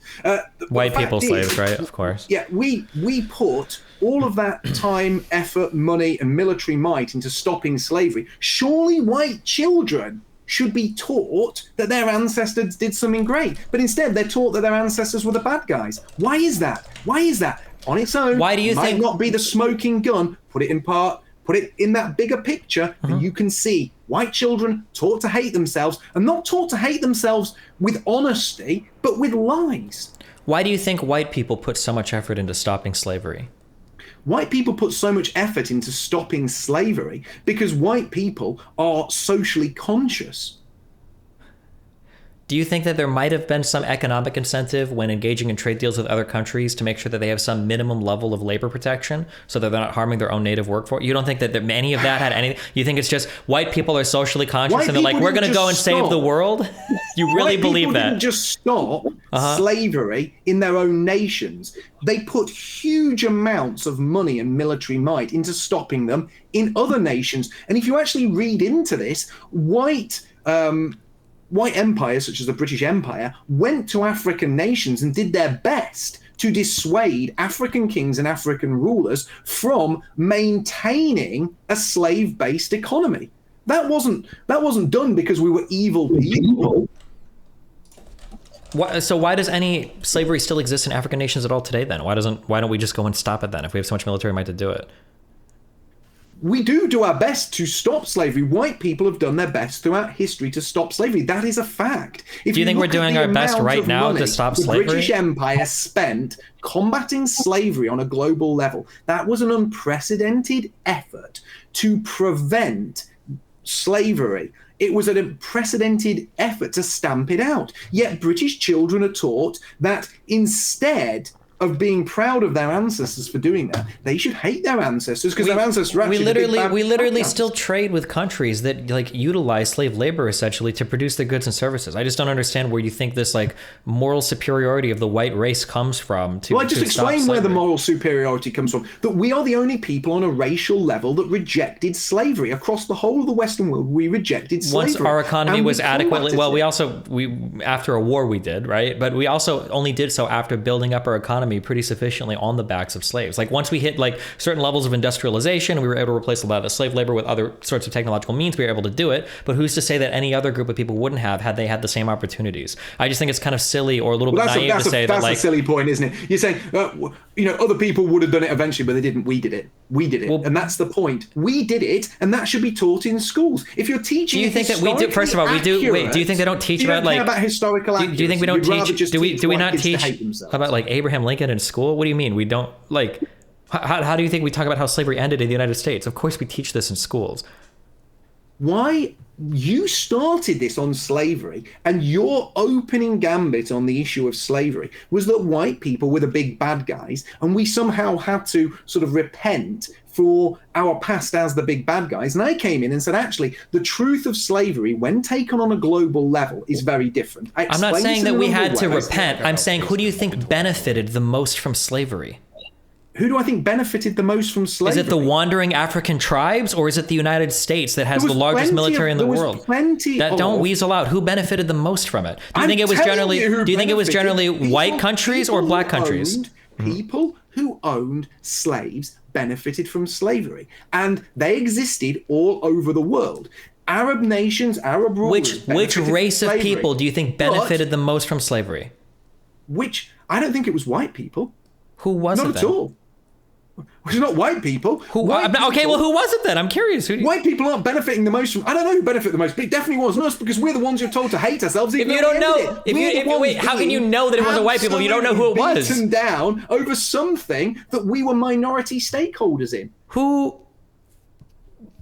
I don't know how you can say that white people. How are you so confident that white people the most? Well, if you look at the white people that owned the slave ships, I would possibly disagree that you should define them as white. Okay. So you disagree that white people benefited the most from slavery. I'm guessing you don't want to say black people benefited the most from slavery. In a roundabout way, to save your YouTube channel, said who I think benefited the most from slavery. Channel. Okay. Okay, well, what else do you want to talk about?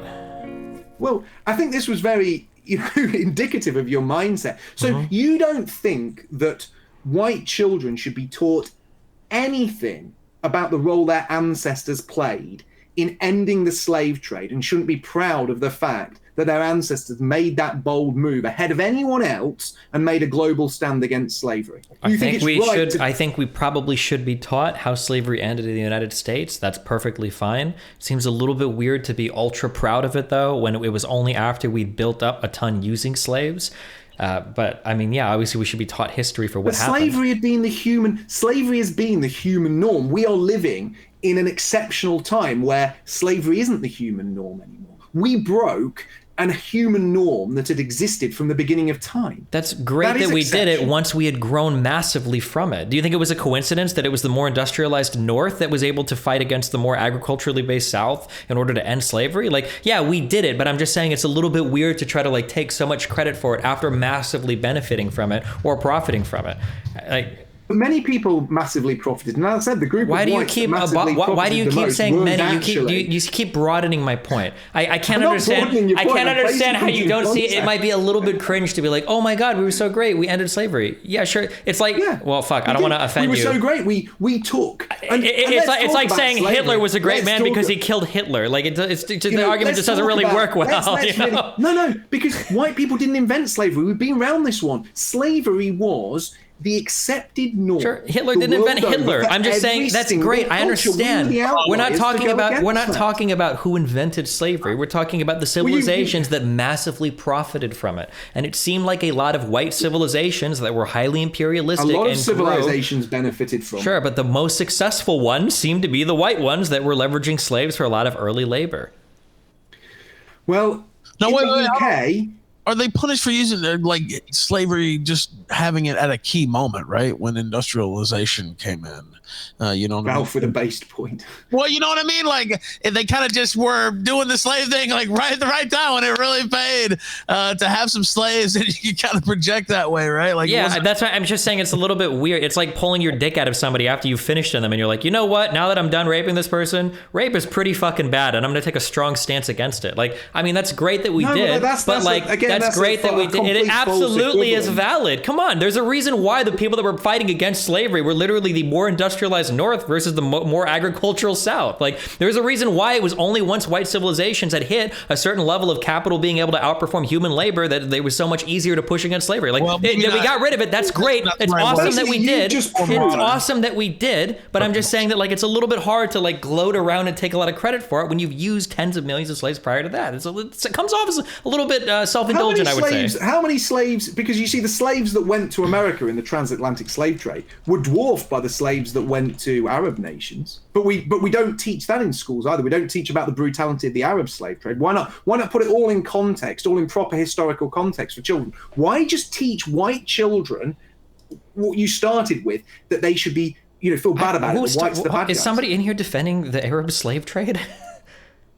No, but who are you talking to? Talk about a historical event and you take certain parts of that out of context to make a particular group of people look like the bad guys when they really weren't, that needs talking about. And what you're doing is going along with that narrative. And I'm saying there shouldn't be narratives taught in schools in the West that make white kids hate themselves. It's simple. I think you can part of the white genocide plan. Okay, so I'm American, so we probably are going to majorly spend most of our time learning about America and probably Europe as part of our history in the school system here. If you want to talk about like Arab slavery, or if you want to talk about like the idea that I have to talk about every single bad thing that every single other group of people did before I talk about a single bad thing that my group of people did, points to a really fragile attitude. I think you can absolutely, yeah, the context is American history in an American classroom, not the history of the world in every single lesson about how America might have done something bad at one point in time.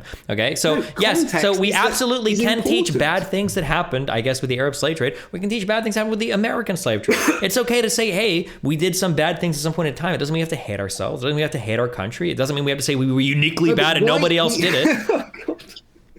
Why? Careful, you're squeaking. White children. It's just absurd. I agree. I know the squeaking is loud. Go ahead. White children are taught that they should dislike themselves because they're taught to hate their ancestors. They're taught that their ancestors were the bad guys.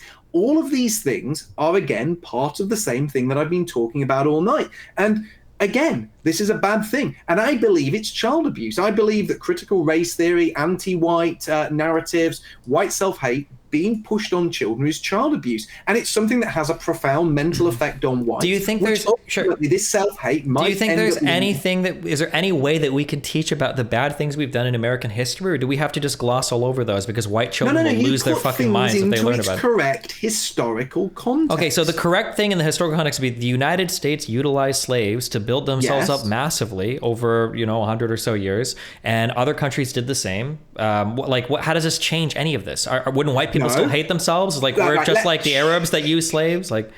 No, I don't want anyone to hate themselves. But I've not said I want anyone to hate themselves. I don't want black people to hate themselves. Don't want Arabs to hate themselves. Don't want Orientals to hate themselves. Don't want whites to hate themselves. But the people being taught to hate themselves are white, which again is part of the plan that I've been talking about all night. Black children in schools aren't taught to hate themselves. They're not taught to dislike themselves. Neither any other ethnic group. It is white people being taught to to hate themselves. And what I'm saying is, if you're presenting slavery, you first have to start from the point this was a global norm. Everyone was engaged in doing it. A minority of whites were engaged in doing it. Wait, how do you think we teach this in schools? How do you think we rejected it before anyone else did? How do you think we taught this in school? Where did the slaves come from? In school, did we just say that we we created like the orcs or whatever? Where did the slaves come from? Where did the slaves come from?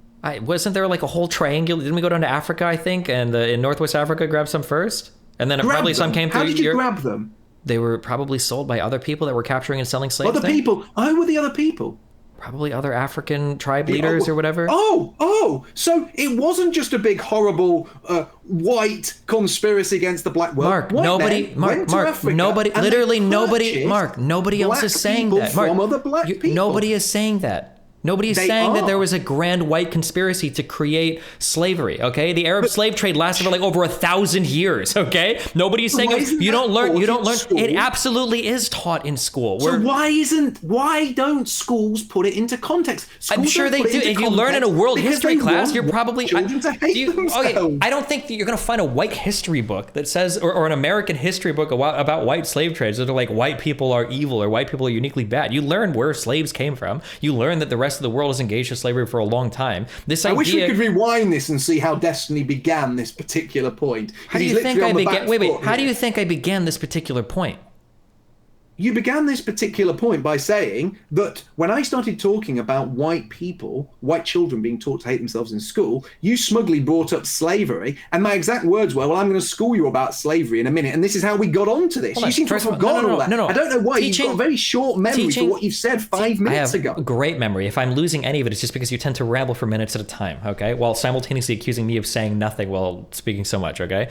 What I said initially was that just because you're taught about your history does not mean you have to necessarily hate yourself for that history. Okay. And I brought up slavery as an example of this is something that is objectively bad that both Americans and white people broadly have engaged in. And now you tried to pull a, well, hold on, well, we stopped it, which is when I said that just because you stopped doing something bad doesn't make the bad thing not bad. And then you try to say, well, Arabs did it, well, black people sold the first slaves. That's all true, and that's all dandy. And you learn about that. You learn about all the slave trades. And when you do world history or you do U.S. history, when you're in school, just because white people or Americans engaged in a certain type of slave trade doesn't mean that white people are taught to hate themselves. Doesn't mean you have to hate yourself. You can learn simultaneously about both the bad and good things you've done in your country without developing some amount of self-hatred. But the point is, when children are taught about this, it's not taught in context. That's the point. And white children being bombarded. Wait, what do you mean? In what context? I've just look, we're moving on. No, it sounds like so here's the context you want. This is what you want. Okay, I want you guys to know that a long time ago, okay, white people bought some slaves, but the first slaves that were sold, they were sold by black people. But Arabs had slaves way longer than that, and a lot of black people benefited from slavery, and white people were the first people that stopped slavery, and we went all over the world. Like you're trying to paint everything in the most like preferential light possible. But that it kind of ignores the reality and the history of the United States. A black family that was enslaved in the United States in the early 1800s. No. There is no context. There is no context. There is no context that makes the slave trade of whatever Arab empires relevant to the experience of an African American enslaved family in the United States. So depending on the type of what's the experience? You tell me now. What is the experience of some African American family in America today that are the descendants of slaves? What is their experience, Destiny? You tell me. Well, it's going to depend on where you live, but there's typically a shared experience of not knowing what your ethnic origin is. So, for instance, when everybody is celebrating St. Patty's Day or whatever thing else, black people don't really have the ability to do that because oftentimes they don't know where they came from. Sometimes it's really awkward conversations where you're tracing your lineage and you're wondering why your last name is Washington or Jefferson, and you found out it's because your great-great-great-grandma was raped by the person that owned your particular family. Sometimes it might be conversations about like, well, why do we live in a certain area, or why does our family, not have any intergenerational wealth? Why don't we own any property? Why don't we have any houses? Why don't we own any stocks? Why didn't I get anything from my great-great-grandpa? Well, because he was either somebody that was forbade from buying houses in certain areas, or was somebody who was lynched by a white family. Like, there's a ton of different things that might be shared history to African Americans, meaning the descendants of slaves in the United States. Now, that's not to say that slavery didn't happen in other parts of the world, but to try to screech and scream, well, we can't talk about that because Arabs had a slave trade that lasted for 1,300 years, kind of misses the mark on why we talk about slavery in the United States. What you just said is the most disingenuous thing I have ever heard in my life. Tell me why, Mark. Because the descendants of the slaves who were transported from Africa to North America, the descendants of those slaves today, they're the lucky ones. They're the ones who are sat in houses with iPhones, with PS5s, with Nintendo Switches, watching Oprah on the sofa, getting their benefit payments, driving around in their big truck. They're not still in Africa. I don't think there's a single descendant of a slave in America today who would find it preferable living in Africa. And that tells you how that has worked out as a better deal for them. If you were a wealthy white person from a Western country and you went to a poor or impoverished African or Asian country and you brought back a 9-year-old sex slave to the United States and they grew up to live in the United States, would you say that that was a lucky sex slave? They weren't 9-year-old sex slaves. Can you? No. I want you to engage with the hypothetical, Mark. I want you to engage with the hypothetical. So you bring back little Lucy from Laos or Vietnam or some really impoverished village in one of these areas. You bring her back, you rape her till she's 18, and then you set her free to live in the United States. Would you say that's one of the lucky ones? Can you answer that question? No. Firstly, you have to engage. You got to engage with this. I want to know. You don't think any slaves? You don't think any slaves were ever raped by any people? My mind hasn't gone to pedophilia. Can you not understand hypothetical?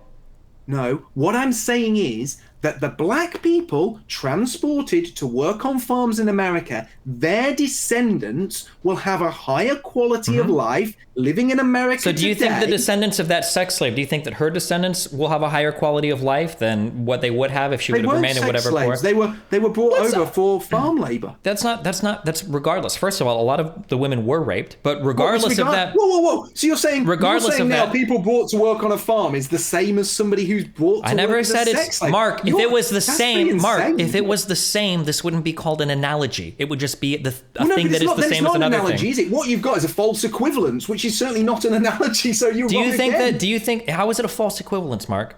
Because saying that somebody who is brought to work on a farm is enduring the same hardship as somebody who has been brought to. That's not what a false equivalent. I'm not saying it's the same. It is a false equivalent. I'm not saying it's not a false equivalent. I'm not saying it's the same. Today, Destiny, I'm going to ask you a question. Would you rather work on a farm, you're avoiding my hypothetical. Tied up in a dungeon and sodomized to death? Which one, Destiny? Sodomized to death? You think that's the only type of sex trade that exists? You think that nice work on the farm and a leisurely, I'm going to go pick some berries today for master today? You think that's the only type of labor that works? Being bummed by your master. Which one?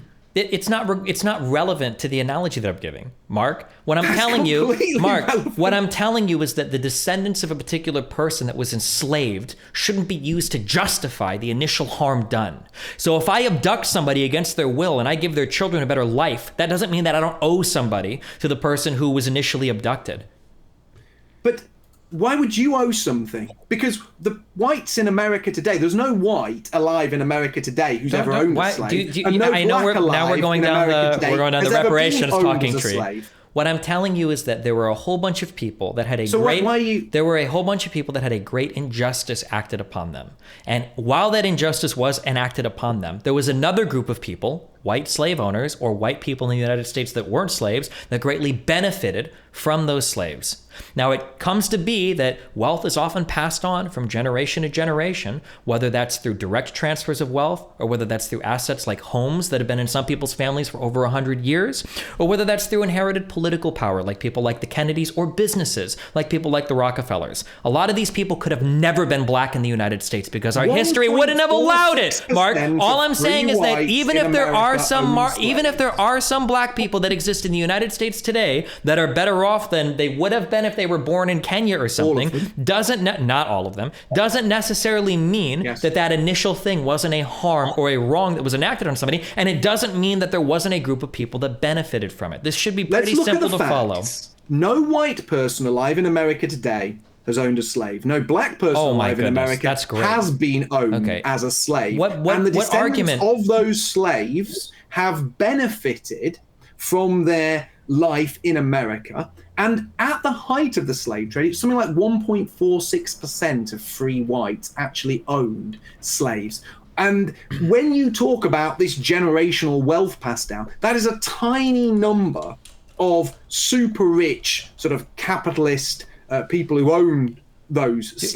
You're not, it wasn't a mass ownership of slaves. It wasn't like the Roman Empire. The entirety of the United States benefited from slavery, not just the few people that owned slaves. If you need me to explain really basic econ to you, I can, but I'm pretty sure you understand this. You're either just willfully ignoring it, or you are unimaginably ignorant about how economies work. So I'm not. All the white people in the United States benefit from slavery. When you talk about wealth passed on from one generation to the next, I'm not talking about owning like an entire state, or I'm not talking about owning a massive company. It could be something as silly as a house that's passed down from generation to generation, or it could be some stocks and bonds, or it could be a small family business. These are things that have come from family to family, and I know that this is really important to people like you because you talk about family values and how important, grandma and grandpa taking care of mom and dad and all. You talk about how important that all is, so I know that you know that this intergenerational wealth, not just money, but other assets are important. These are things that black families could have never passed down to their children because they were either legally forbade from doing so, or their parents were legally forbade from doing so. And all I'm saying is that there seems to be some balance there where white people massively benefited from black people. Sure, white people might have ended slavery. Sure, white people might have, not engaged in it for as long as other people. But that transaction exists, and I think that it's reasonable that some people in the country are like, hey, maybe we should possibly do something to amend these types of imbalances. I don't think that's the worst thing in the world, and I don't think that that makes for white genocide. Teaching white children to hate themselves is part of the bigger picture, and that is something that you haven't managed to contest despite all the other nonsense that you've babbled for the last, I don't know how many minutes. You keep saying I've babbled nonsense because you won't engage with anything I'm saying, because you're just a giant dialogue tree. You want to run down your memorized points and talk. That's why we were so excited to get to the reparations thing. Did you know that? No, I didn't know that, Mark, until you told me. I thought that there were still white people alive today that owned slaves, but it wasn't until you hashed out. It wasn't until you brought out that talking point. I was like, oh my God, I didn't even remember slavery ended in like the 1800s. I thought they were still slaves. So thank you for that. I'm going to reconsider everything now. Maybe white genocide actually is happening because of the hundreds of thousands of people that you extrapolated from the 1,400 people that were raped in Rotterdam, and you totally changed my mind on everything. Thank you. So because of the news reports you saw, because of that one MP that you happen to agree with that left her position after saying some dumb shit based on a study from 2017 that contradicted the 2020 Home Office report. Like, you got me, dude. It's all part of the broader picture, basically. I understand.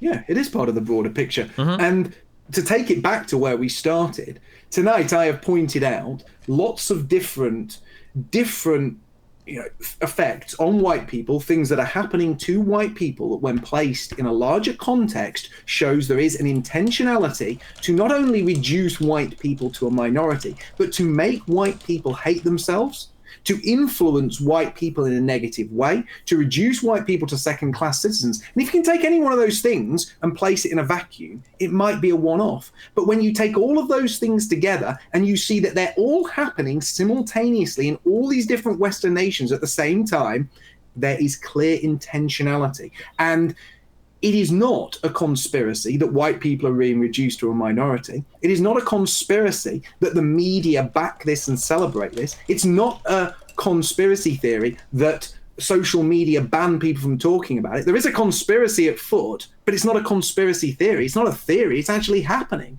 And that's been ably proved tonight. And when people like myself do speak out against these things and advocate for white people, we are deplatformed, we're pilloried, we have our lives ruined because, again, there is a conspiracy against people who are willing to advocate for the rights of white people, a conspiracy that does not affect any other racial group.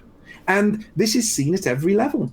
To be clear, also, just by your definitions, everybody is being reduced more and more as more mixed race people become a thing, right?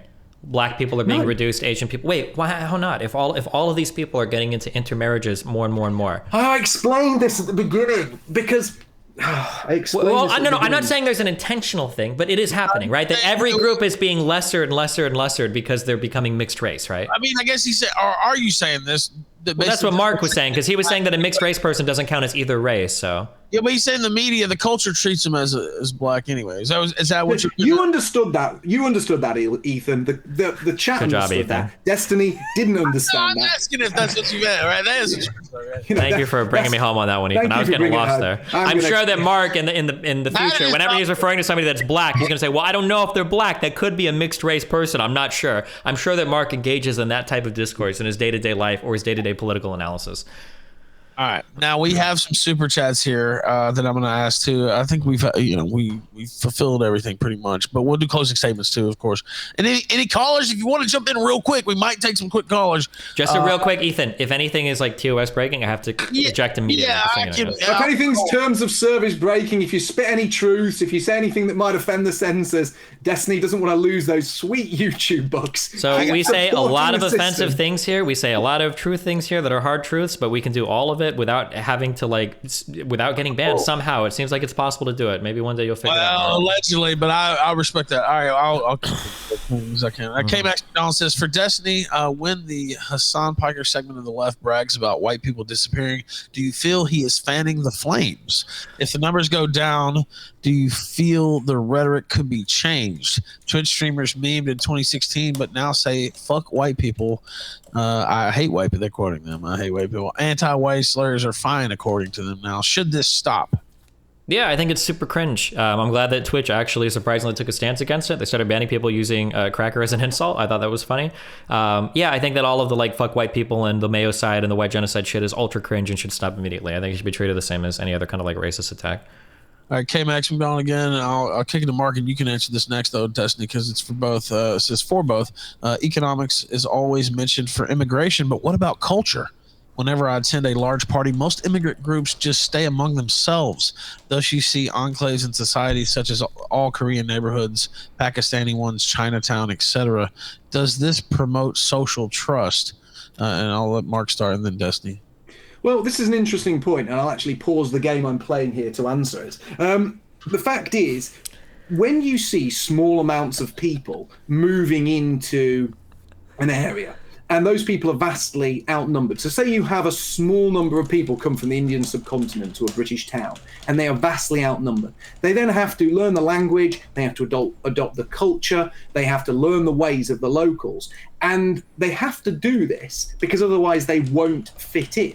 But once you bring thousands and thousands of people from the same area of the world to that small British town, those people no longer have to fit in. They no longer have to learn the language, and they don't have to adopt the culture. They no longer have to learn the ways of the locals, and they create their own little society inside a society, and they essentially import their culture, their way of life, to the exclusion of the locals. That's why when you go to certain British towns where there's been this mass immigration, you don't see an actual mixing of people. What you see is different ghettos, and when those ghettos arise, with certain particular racial groups, whites that live on the edge of those ghettos or live alongside those groups then become victimized by the new racial majority, who, as I said, largely then rejects speaking English. And you can see what's happening here.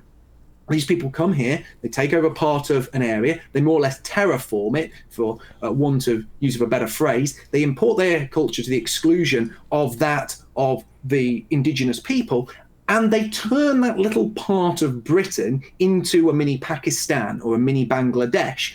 And what's the big difference between the mini Pakistan or mini Bangladesh that they've created here in Britain and Pakistan or Bangladesh where they've come from? Well, benefits, education, healthcare, etc., etc. But culturally, they're the same. So these people aren't actually coming here because they want to be part of our nation and integrate and become part of what we are. They're coming here to basically game the system and to move part of their country here, which is to the detriment of us. And this happens an awful lot. So when you see this mass movement of people, the problems get massively compounded. And where a small amount of immigration could be tolerable in very small amounts, the mass immigration we're seeing completely changes the character and sort of where a nation operates. All right, go ahead, Destiny. Enclaves. Hold on a sec. I just had to finish my game real quick. Okay. Oh, yeah, put that. Yeah, so there have been large groups of people that have immigrated to different areas throughout all of human history. In the United States, we dealt with Irish and Italian immigrants that migrated in huge numbers. We've had Hispanic populations of the South migrate in huge numbers. I think that there are a couple things that we could do that I'm in favor of that maybe are more extreme in terms of forcing some level of integration. I like the idea of everybody needing to speak the same language when they live in a country. I think that's a good idea for some level of cohesion.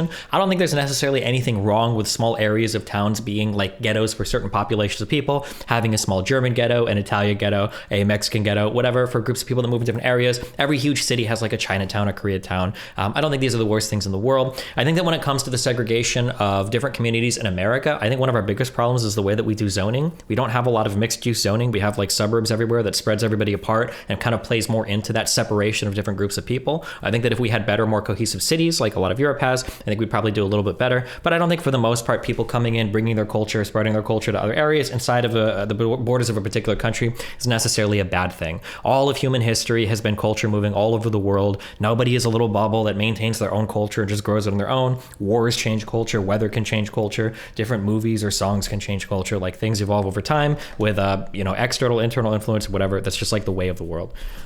I feel like I've outpaced him. Now let's see here. Penguin says Destiny's word soup wasn't a match for Mark's painted picture.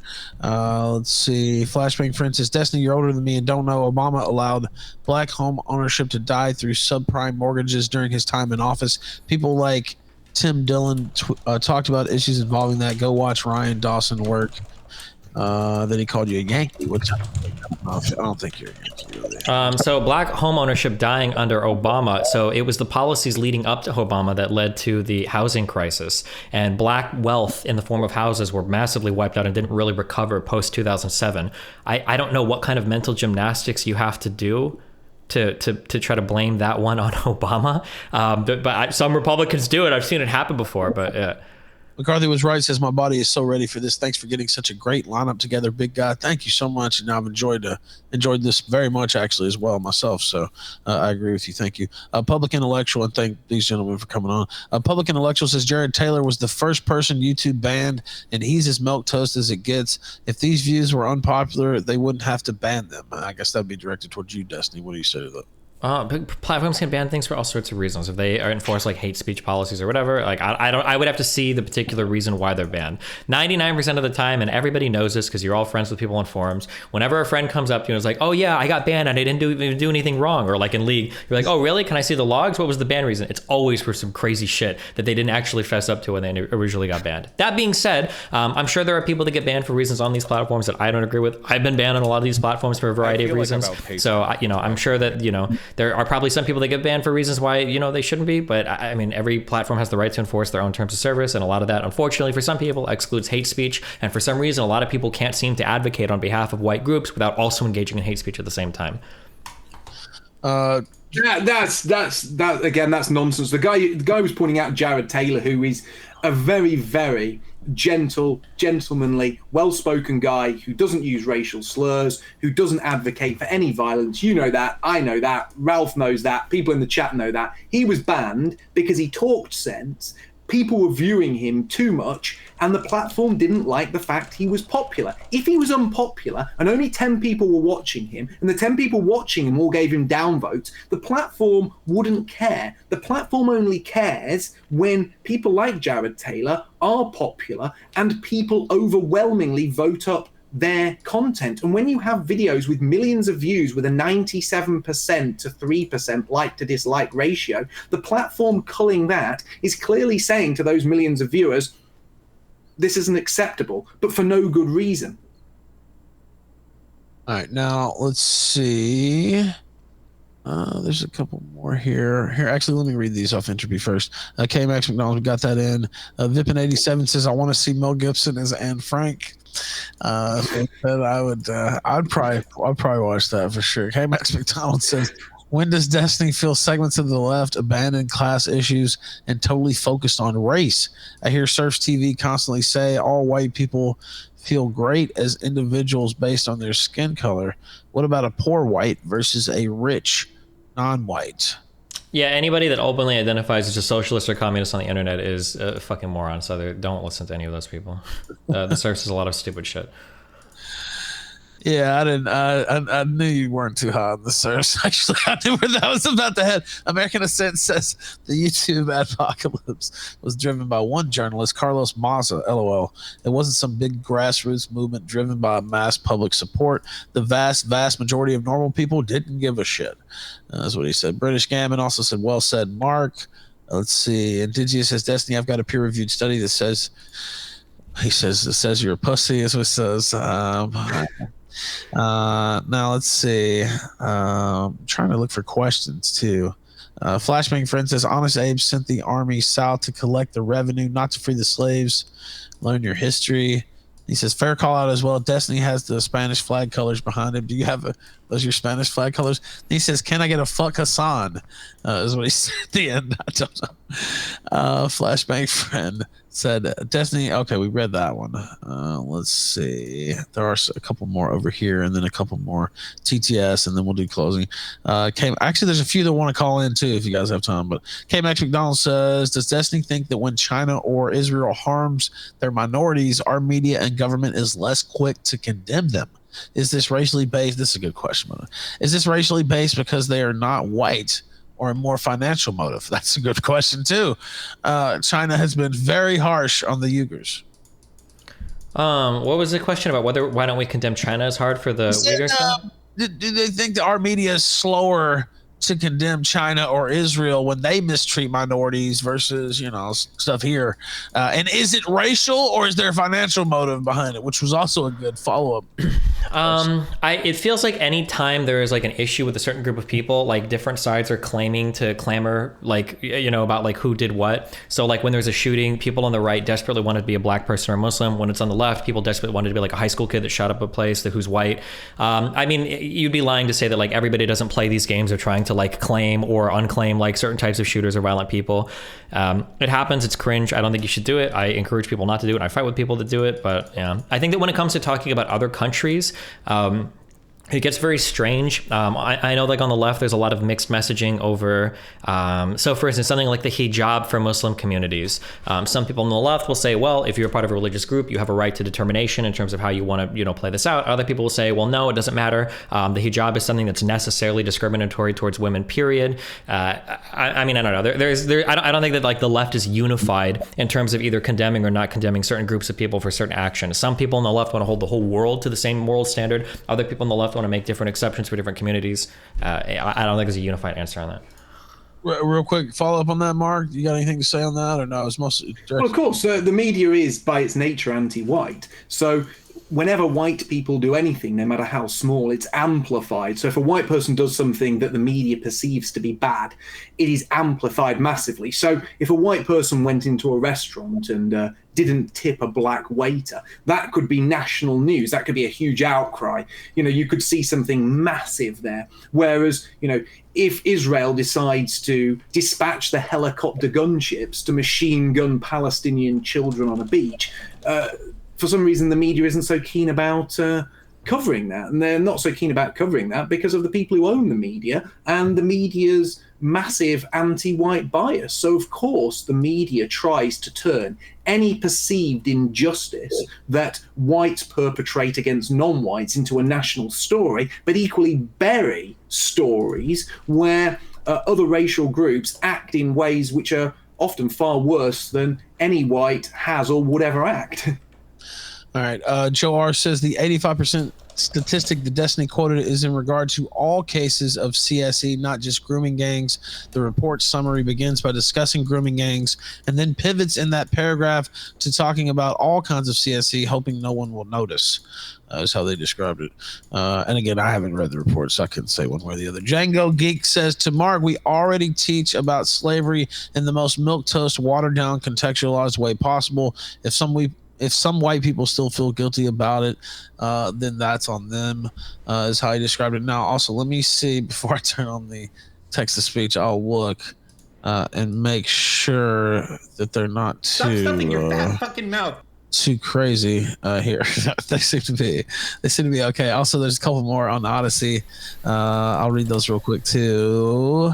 Holy smokes. Let me scroll down. Thank you guys for the support. Major support. Godzilla 37 says diversity is only in traditional white countries. Destiny. Are the Chinese about to be race mixed out? The Nigerians, the Egyptians? No. Then he's saying you're being disingenuous by not. What was it about, like that other people aren't going to be race mixed out? Yeah, he said it's not a danger in those countries. I guess that their main racial majority is going to be a minority, right? Like that they're staying. Oh, maybe. I don't know. I don't care. I don't speak for other countries or whatever. People will be like, oh, what about Japan or whatever? It's like, I don't know. There's a lot of like racial majority countries that try to maintain that. If they want to do that, they knock themselves out. I don't care. I'm not here to speak for policies of other countries. The point he's making is that the drive to dispossess people of the nations they founded or their ancestral homeland overwhelmingly affects white people. It doesn't affect other racial groups. There isn't this mass. For example, there's not a huge international effort to make sure that Israel's a multicultural state where Jews are no longer the majority. That isn't happening. There's no massive effort to get people to move to black countries or countries in Asia. And I don't think there's a massive international effort to force any particular country to change their, like, I don't think there's pressure from like European countries for the United States to change its immigration policy or whatever. Well, there's massive pressures on Western countries to take migrants. To take migrants or to take refugees. There's differences between these things. I think that the pressures are generally internal to those countries. As an American, I can confidently say that nobody in America gives a fuck about what any European country has to say about our immigration policy. Absolutely. They care about what a small group of Middle Easterners think about your immigration policy. I don't think anybody in the United States cares about what Jewish people think about our immigration policy. Nobody in the United States says, what should I... Okay, well, you don't know how the average American votes. Is pretty obvious, but... Well, what about the politicians, though, versus the average American? I think what I'm saying is politicians listen to what the average American voter is pushing for, and it's not generally for other groups to pressure you to change your immigration policy. There are groups like IsraAid, which is a Jewish an Israeli refugee charity that exists not to bring refugees to Israel, but exists to help refugees reach Europe. Well, I find that very funny. I find it very interesting that Israel often, or people who are supporters of Israel, often weigh in on Western politics and tells the West how many migrants they should be taking, that open borders is good for them. Absolutely not. Israel, Netanyahu, they don't talk about, they're talking about refugee policy sometimes, but maybe I've missed it, but I can't remember the last time an Israeli prime minister is saying to the United States, I think you need to up the number of Hispanic immigrants. I didn't say an Israeli prime minister. I said people who are supporters of Israel, or people within Americans, Israel, or policy... Or people who try to influence policy, who are Jewish, always call for open borders for the West, but at the same time call for closed borders and an ethno-state for Israel. And what I'm saying is nobody is calling for an ethno-state in Israel. Nobody. Number Israel one, is an ethno-state. Israel is not an ethno-state. It has a nation-state law enshrining Jews as a special group that should be Jew is not an ethnicity. There are multiple ethnic groups within the Jew. Is it possible to marry into a Jewish family and then gain citizenship to Israel? It's amazing, isn't it? Because no. Answer that question. Answer that question. It's a super easy yes or no. Can you marry into a Jewish family, become Jewish, and go to Israel? If you claim Israeli citizenship, you have to prove that you are of Jewish heritage, and Jewish heritage is something that shows up on a DNA test. No, and you're either lying or you're dead wrong.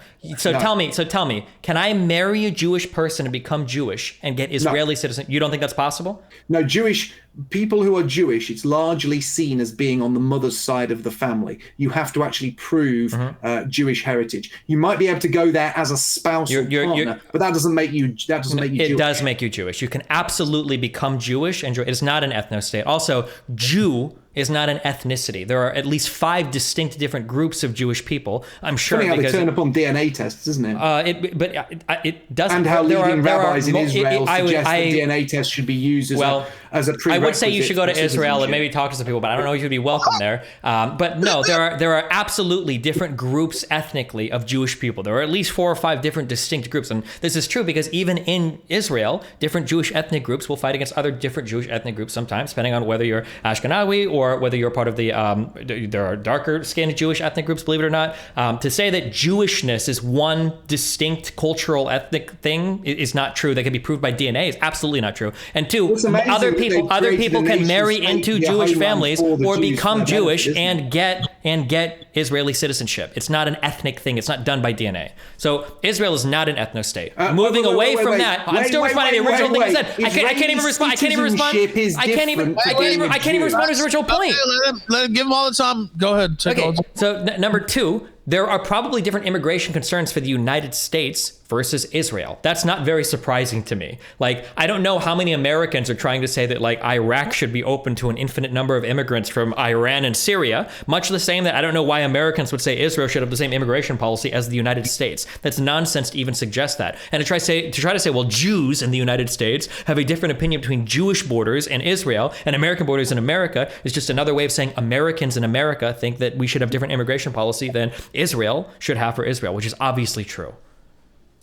No, what you've got here is, again, massive hypocrisy. You have groups in the UK, like the British Board of Deputies, which is the most powerful Jewish group in the UK, and these support the State of Israel and the State of Israel's policy on closed borders and maintaining a Jewish supermajority within Israel, and support the nation-state law that Israel has, which defines Jews as a special group apart from all others that the nation should put first, and at the same time call for open borders for Britain, compassion for refugees to come here. That is hypocrisy. To say that one state and one group of people should be able to maintain its ethnic group, should maintain its borders, to prevent people coming in, should not be multicultural, because that puts the Jewish people at risk in Israel. But on the same page, they then state that the indigenous people of Britain should open their borders, let people in, multiculturalism is going to be great for the British people. That's just hypocrisy. That is simple hypocrisy.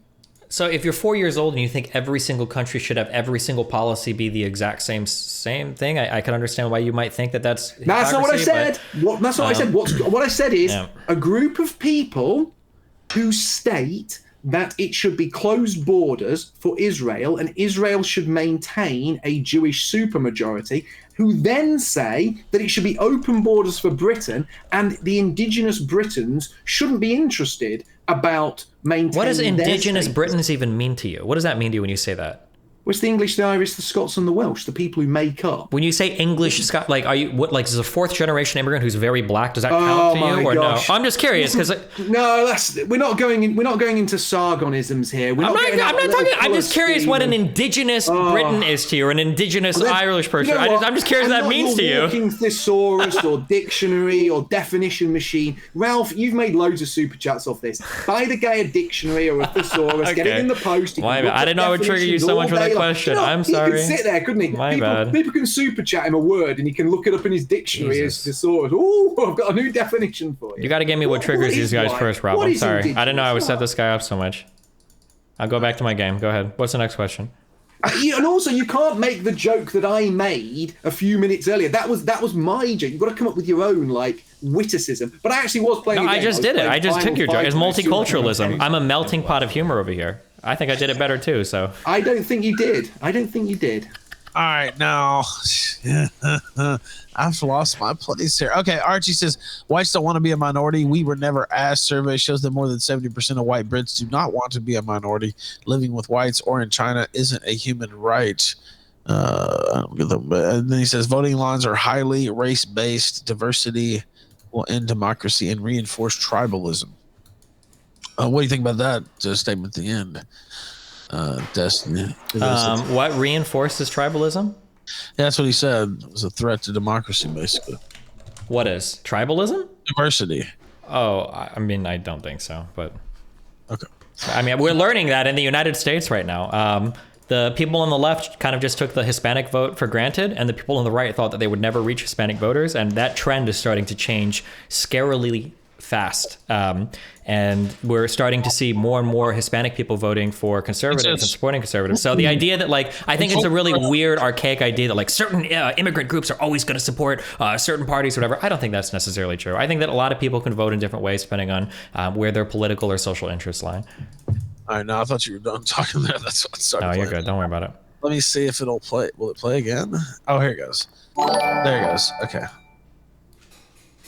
Destiny implied the education teaches slavery in context. He knows that isn't true, and so do his followers. Alternative sources are the only place you can learn about the Arab rule, etc. What do you say? Nobody learns about the Arab slave trade. I feel like we learned about the slave trade of the world, but it's been like 20 years since I've been to school learning about this shit, okay? But I feel like I remember learning about all the different countries that did slave trades during, like, obviously we touch on American and European slavery more, but that's because that's what our background is. All right, now let's try the power chat. I wonder if I'll have to start it myself or...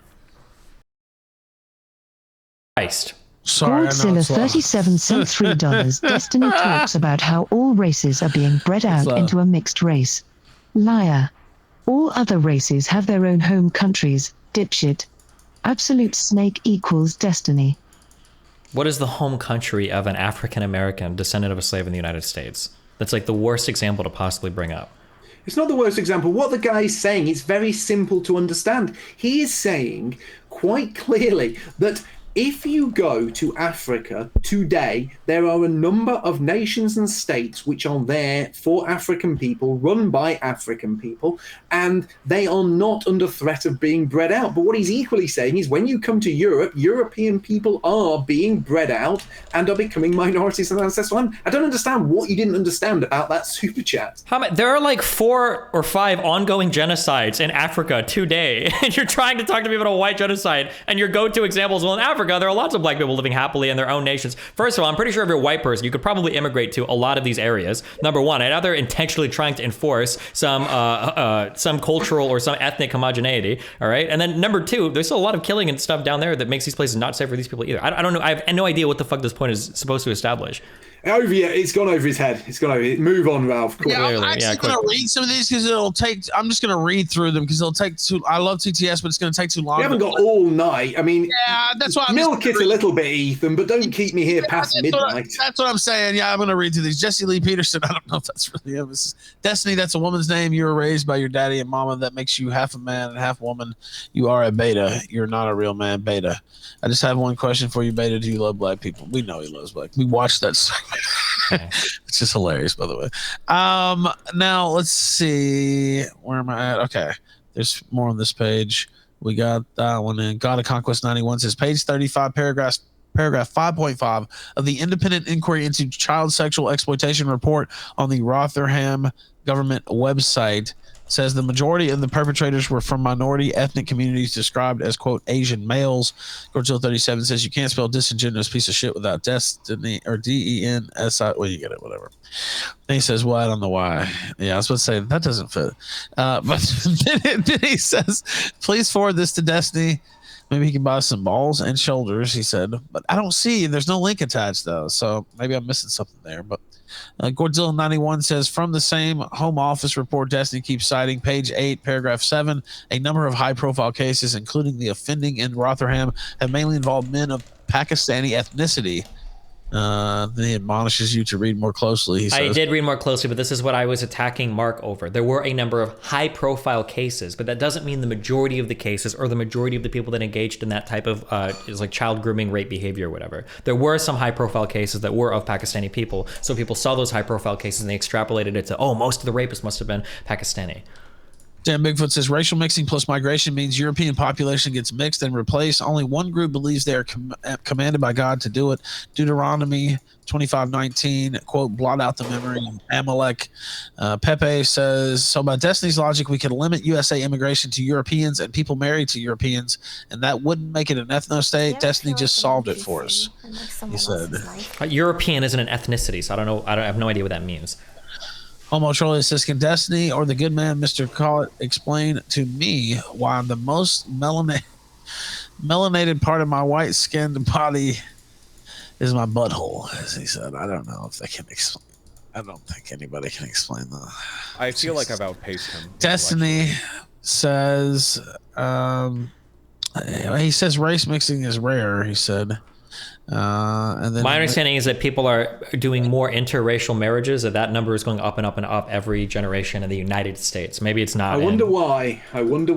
Well, because there's a concerted effort in the media and advertising agencies and Hollywood to present interracial couples as the most desirable kind of coupling. I mean, you only have to watch British Christmas adverts to see that virtually every family featured is mixed race, yet mixed race families only make up a tiny minority in Britain. And again, this actually this point, which we didn't even get into tonight, does show, again, part of the big picture. It's another part of this big picture. Because I'm putting 100%. The press, social media, Hollywood, television companies, advertising companies always present a vastly disproportionate number of mixed race couples. Why do they do that? Why don't they just present what actually exists in Britain? Because they have an agenda. And this agenda is to promote something and to seed the idea that something takes place on a much wider level than it does, to promote it.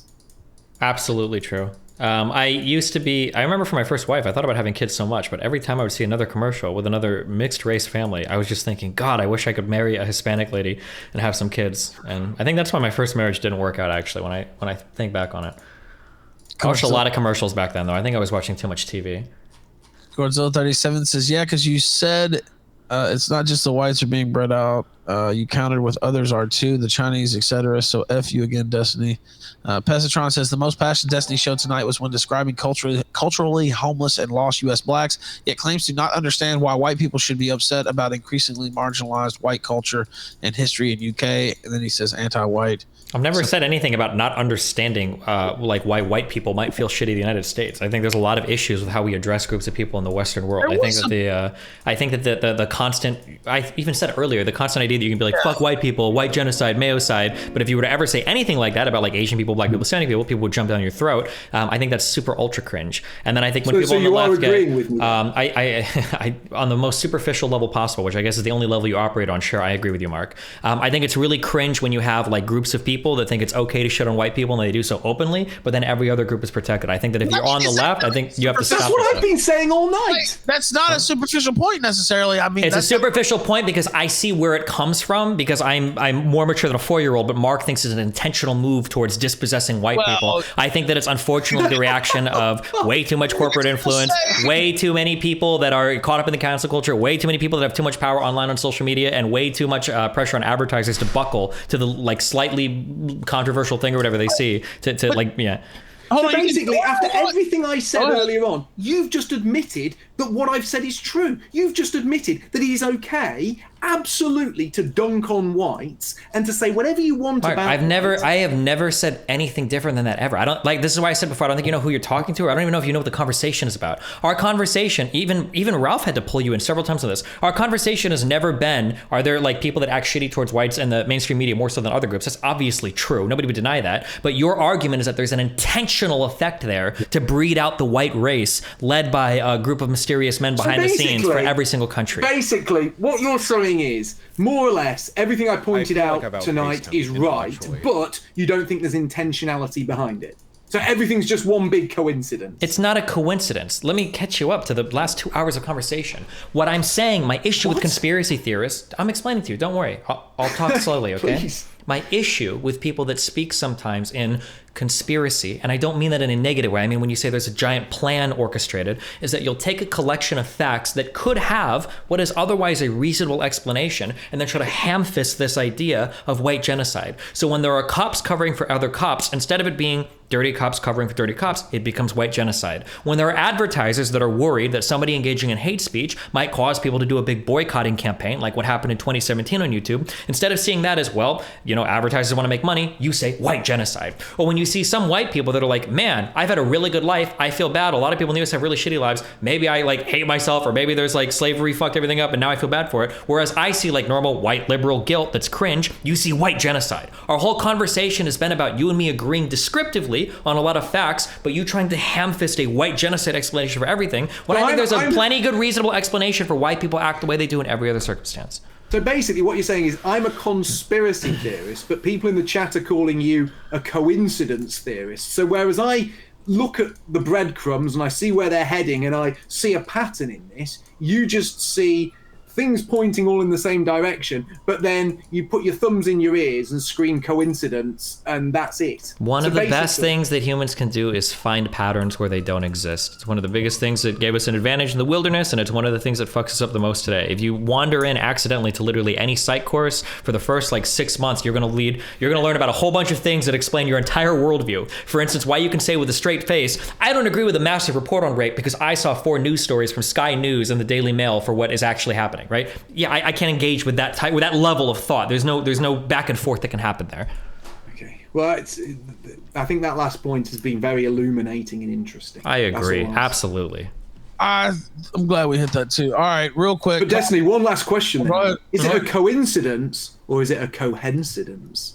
You know what I actually think it is? I think that it's a conspiracy by white people to destroy every other country. I think that what's happening is I think white people are trying to take all of the smartest and best workers from other countries and they're importing them to white countries, and then we're going to breed with them to make superhuman white babies. They get all the intelligence of the white people and all the hard work ethic and whatever else we import from the other people, and we're destroying every other country. So I don't think it's actually white genocide. I think every single place where you see white genocide, it's actually white supremacy. You are actually the one advocating for white genocide because you're advocating for white people to remain in closed borders where we can't take on the most powerful and best immigrants from other countries. You want the weakest, whitest NBA team imaginable, and the white supremacist people that you call the white genociders are actually bringing the strongest immigrants ever that we can breed into our own population to make super white people. I think you're actually you're like a psyop.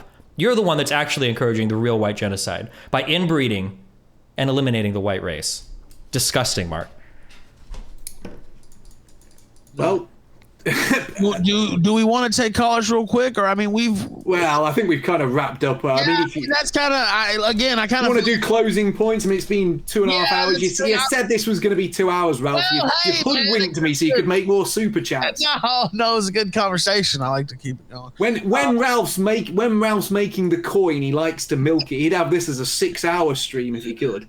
Oh boy! Also speaking, I know that Fuentes is wanting to talk to you again, Destiny, about vaccines. I've been hearing some noise about that. So yeah, but I've got like 7 people that want to schedule that debate. So we'll see who finally gets it.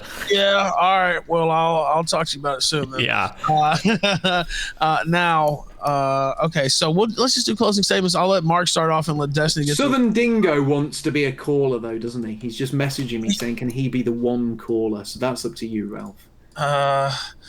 All right, go ahead, Dingo. Are you there? Yeah, mate. Yeah, How you got? Can you hear me? Yeah, can you hear me? Yes, go ahead. Fucking can Mark hear me, mate? I can. Okay, great. Destiny, just wanted to tell you, the only way anybody would say that Destiny won this debate is if they got your 2 names confused, mate. How does it feel? Is this L bigger than the last dildo your wife put in your bum? That was amazing, my dude. You have any more? You've been waiting for 3 hours to hammer that one out. Yeah. What else did you write up? Just that. All right, man. Mark wins. Thank you, Dingo. I appreciate that. That was the one caller. So do you want to do closing statements? Who wants to go first? Do you want to go first, Destiny, or do you want me to? No, I'll let you go first.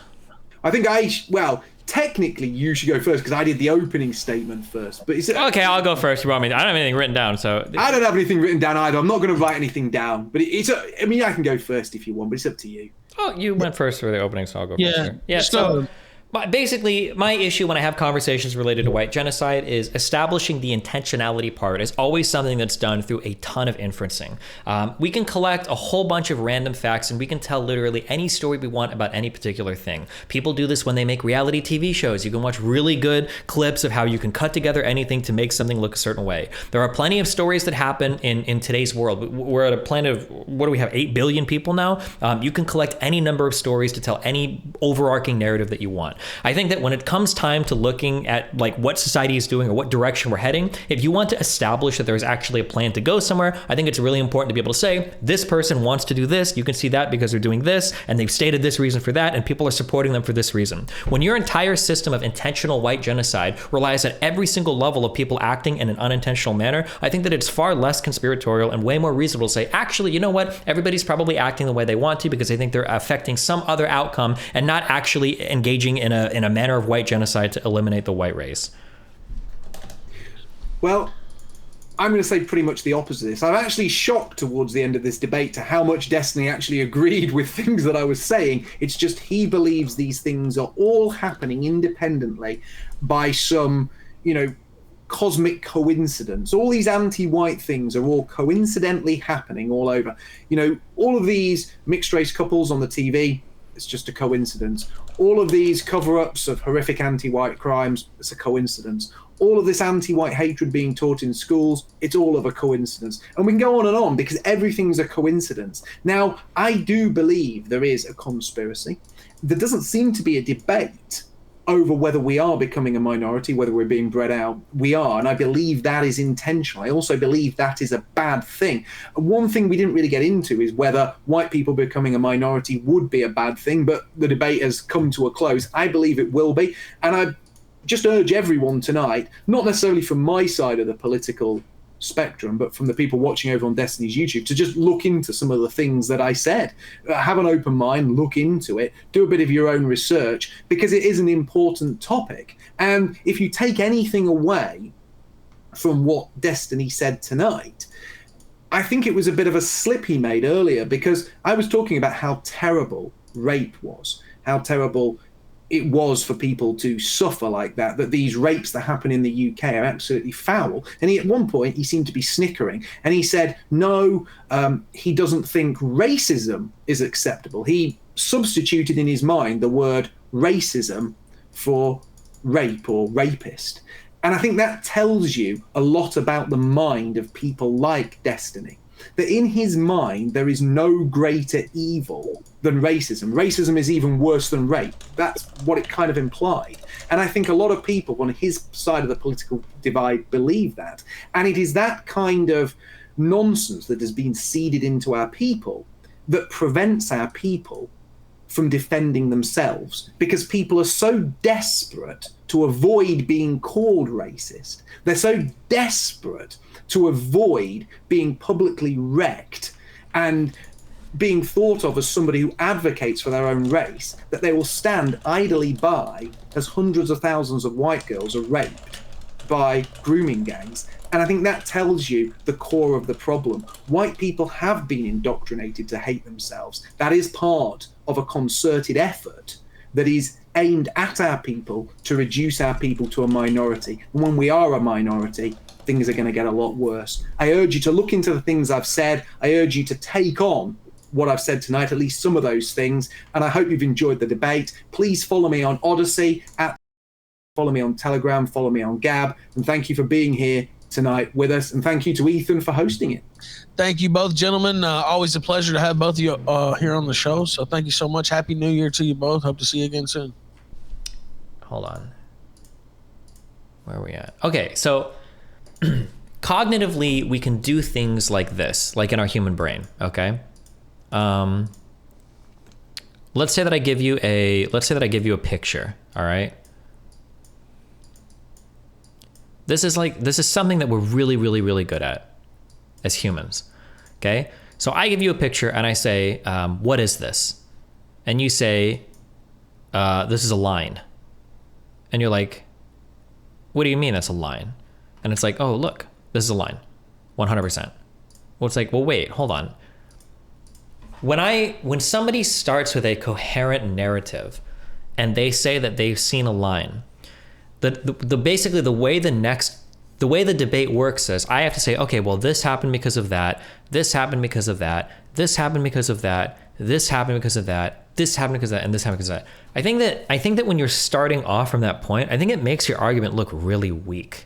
I think that even if you're right, so like, well, what about these police that covered up this rape? I mean, it's probably shitty cops covering up rapes because they're shitty cops, would be my guess, or somebody didn't want to fuck up, right? What about multicultural messaging advertising? Probably because advertisers just like to make money. So you advertise to as many people as possible. Mixed families is an easy way to hit like every demographic in the United States. Okay, well, what about politicians are hypocritical between Israeli and American borders? Well, they're a different country, right? I feel like that when you're on this, I feel like when you take this approach, it feels like even if you're 100% correct, it always just looks so weak.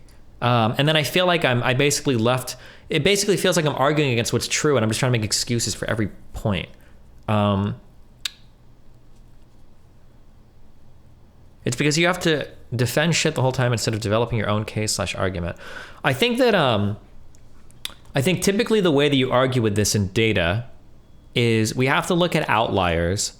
And then we have to develop, if it was a data thing, we would look at outliers and then we would develop a better regression that fits all the data more, or if there is a correlation.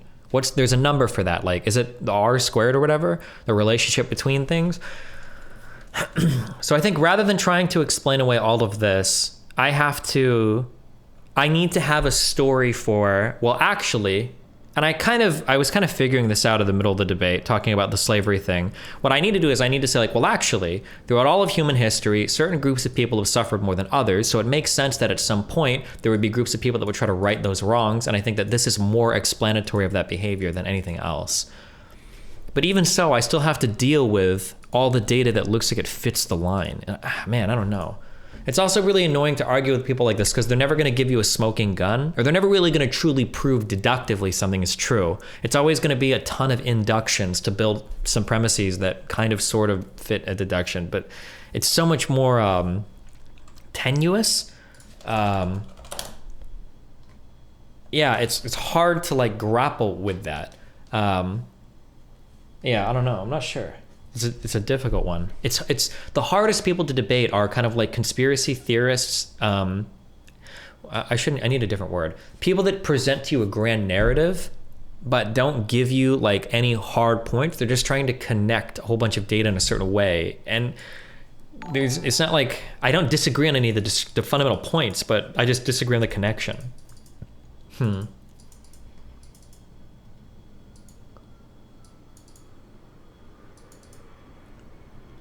You have to let him cannibalize his own argument. You do really good at showcasing his unreasonable. Yeah, well, I think that because I'm remembering what he's saying. So once we've gotten far enough into a debate with a conspiracy theorist, I think if I give somebody like an hour to 2 hours to talk, eventually, like towards the end, I'm gonna be able to say, okay, you think this, this, and this. What about that? You also said this and that. I think that eventually I can kind of piece it together. But then I basically end up looking like really weak for an hour or two. And if they don't actually like contradict themselves anywhere, then eventually I fuck up. Yeah, I don't know. If his point are the Jews control it all, wouldn't the Jewish people then get bred out by minorities as well? No, because when you talk about there's always escapes. This was the frustrating thing with my mom. So when I would argue for my mom, because she would always say Democrats are rigging all the elections, I'd say, well, why didn't they rig the last one? Well, the good guys won that time.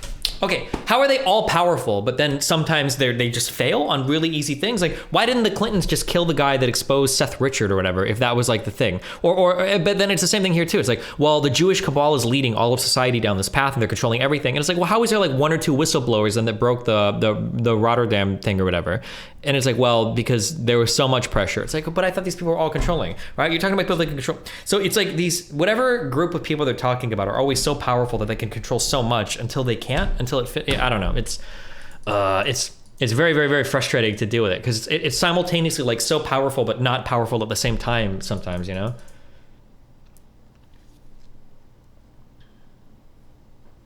You need to study up on psychology and get the blowout that way. It's kind of easy to illustrate where his thinking goes wrong. I understand psychologically everything that's happening because none of it is that complicated, right? If you live in a certain media bubble, well, it's a heuristic thing. That's what I just said. If you live in a certain media bubble, so here's like what's probably happening, okay? There's a ton of different data points that exist in society, okay? This might happen, this might happen, this might happen, this might happen, this might happen, right? This is what I was kind of getting at when I said there's like 7-8 billion people on Earth, okay? There's a ton of data all the time. Depending on what media bubble you might live in, you might only see like this story, this story, this story, this story, and maybe a fake news story here. Well, what is this a picture of? This is a picture of a circle. That's 100% what we're seeing here. It's a circle, all right? And you know, you tend to discard the data that you disagree with, and you tend to find data that you agree with. So the only data you're gonna be looking at now, if you think this is a circle, is this. This is called confirmation bias in psychology. You're only gonna be looking for this data. And you know what? A lot of it is probably true. You can probably find a lot of it that supports your argument. Only a few of these will be fake. A lot of these might be true. You can find a lot of police beating black people, or a lot of black people committing crimes. And then like, this is it. And I think that this way of like putting together trends and establishing trends and seeing data in a certain way and only looking for certain data and only being certain meeting environments, it's just so bad for the mind. And you will always have, yeah, if you're not cognizant of this, it will destroy you.